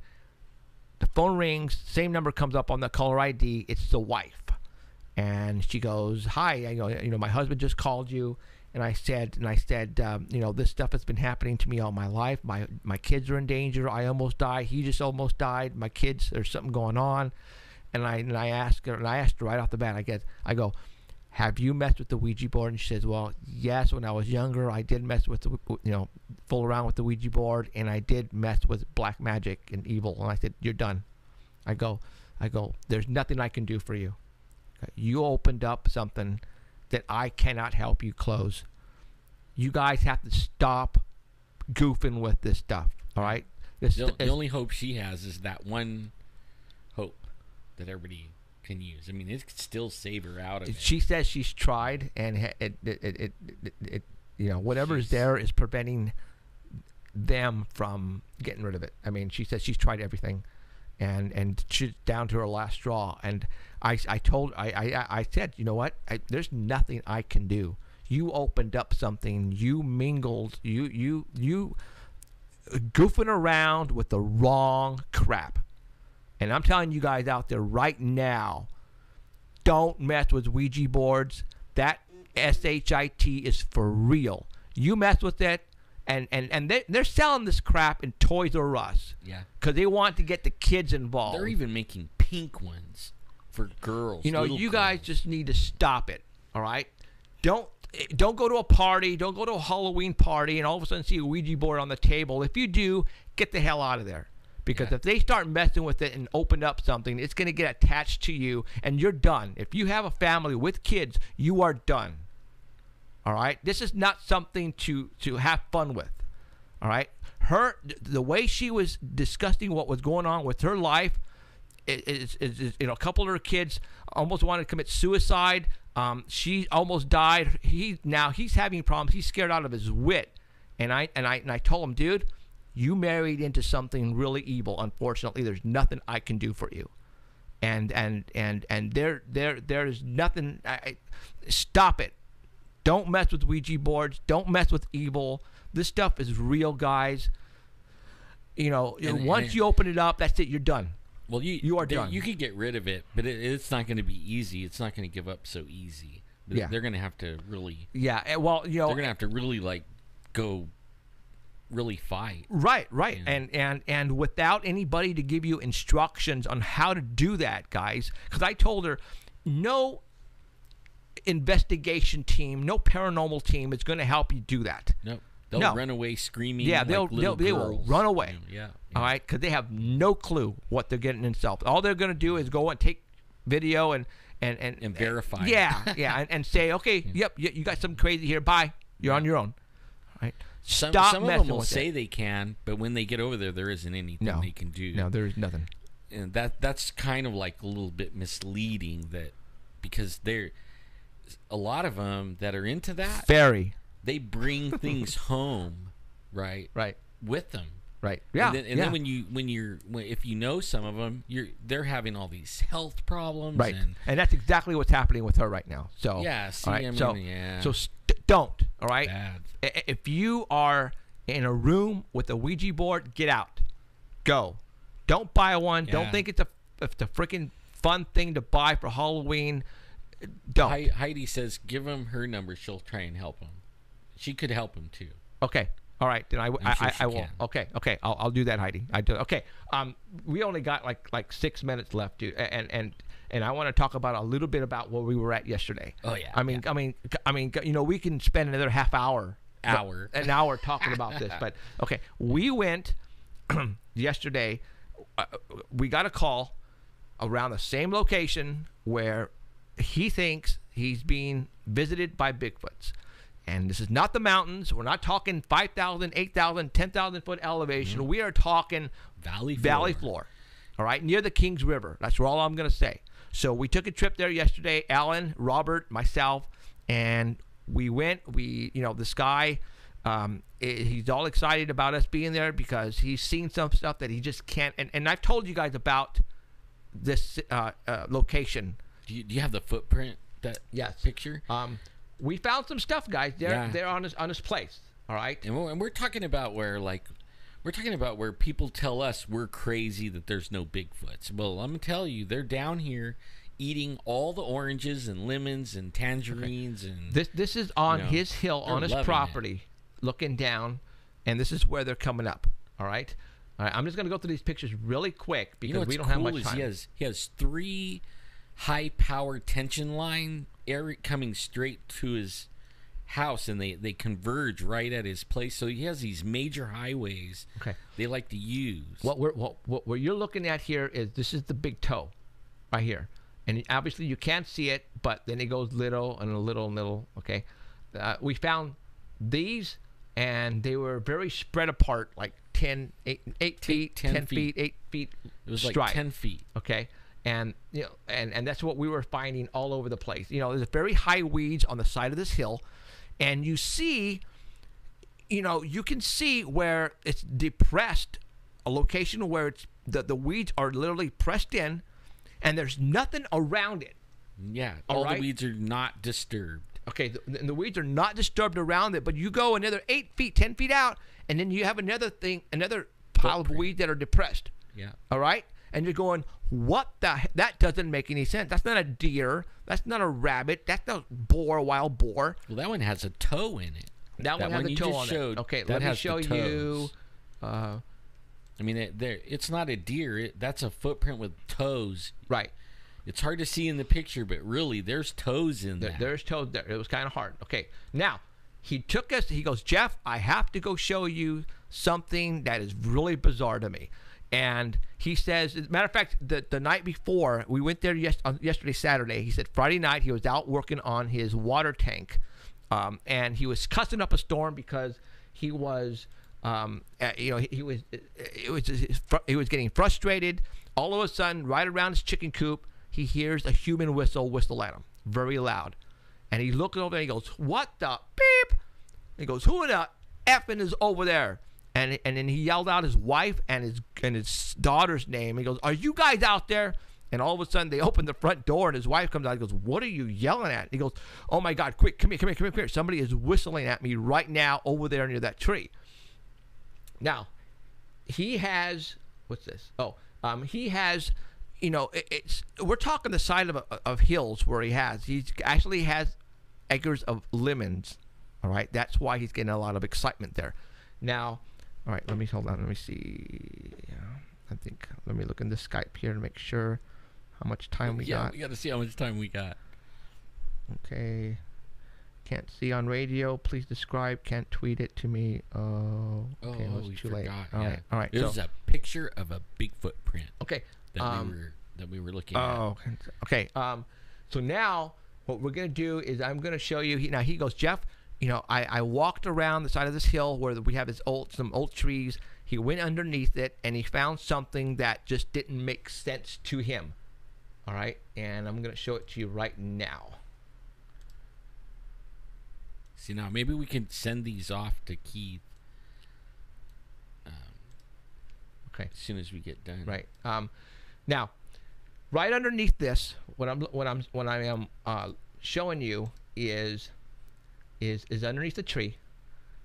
There is no what the hell is that? Oh, that's at Keith's place. Oh shoot, music. We're done. Holy mackerel! I had no clue. Holy mackerel. That was a Okay. really good Oh my clue, gosh, Keith. we are so behind. I am sorry, guys. I will start on this next week. I apologize, but man, we have so much to talk about here. I hope you had a great time. Come back next week. We'll see you. I'm Jeffrey with You Alan. have been listening to crap. Paranormal Holy Central mackerel. with Jeffrey Gonzalez and Alan Thomas, broadcasting worldwide at paranormalcentral.net and on artbell.com. Stay tuned for next time. Remember to keep your eyes to the skies. And we hope you witness something you cannot explain. Looking for you, you're looking for me. We have to decide what it will be. Can it be true? Can I believe the unexplained?